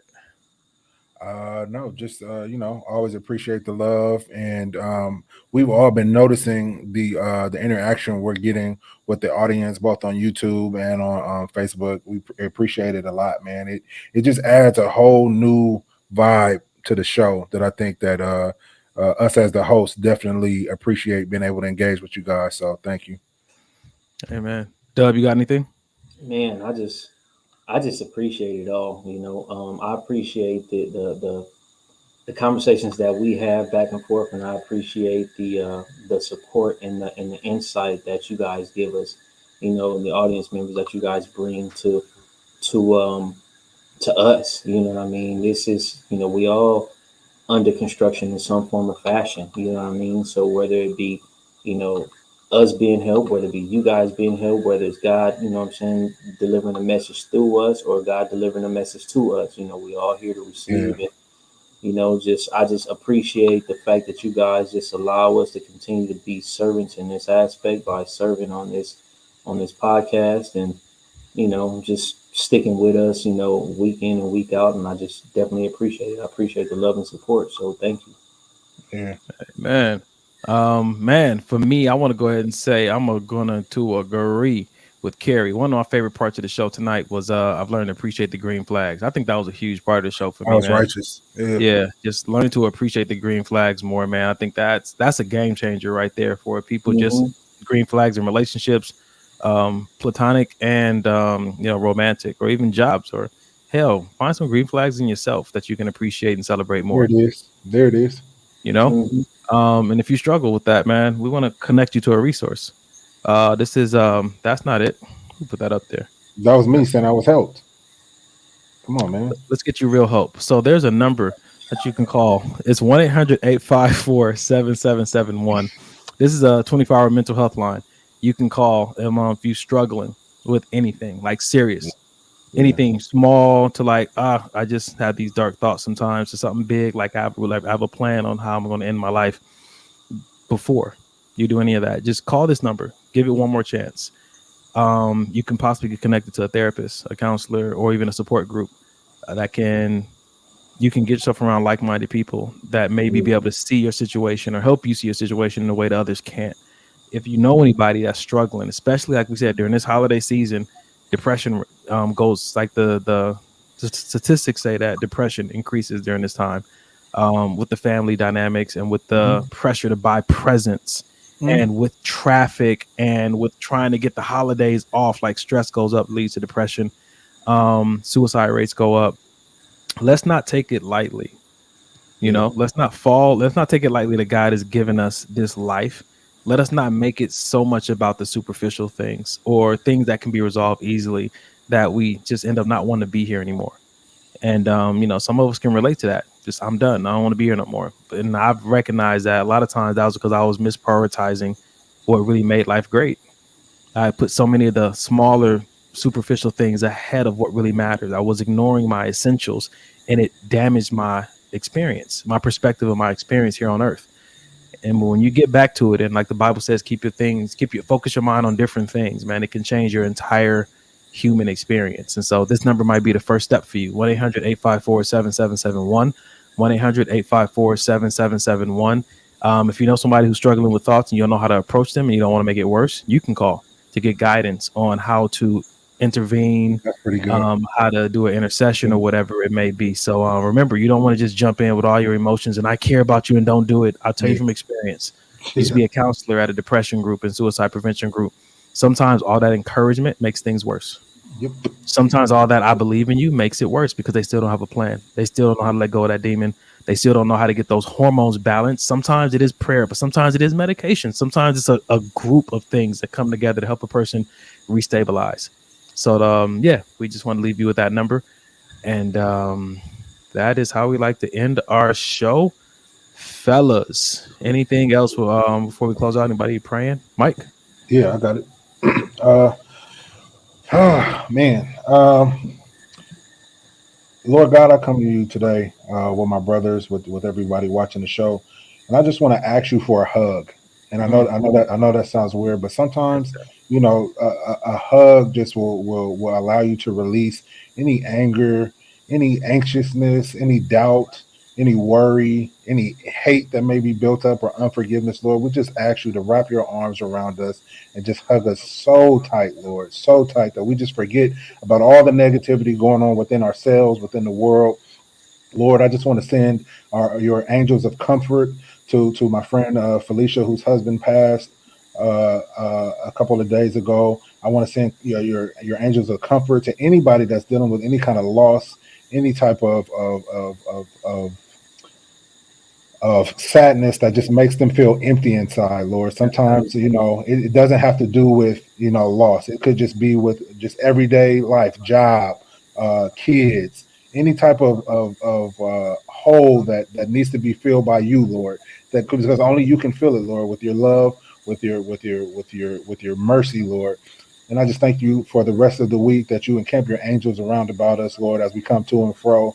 The weather's getting crazy with rain and everything. We just thank you for your protective angels, Lord, around our friends, families, and loved ones. In Jesus' name we pray. Amen. Amen.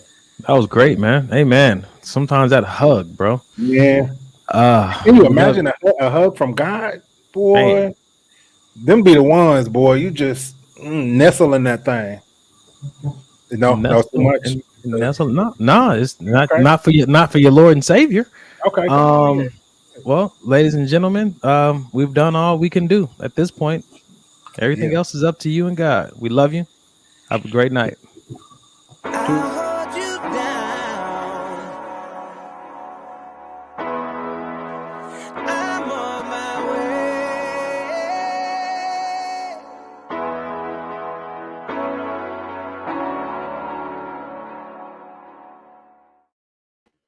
We said we love you. You better say it back.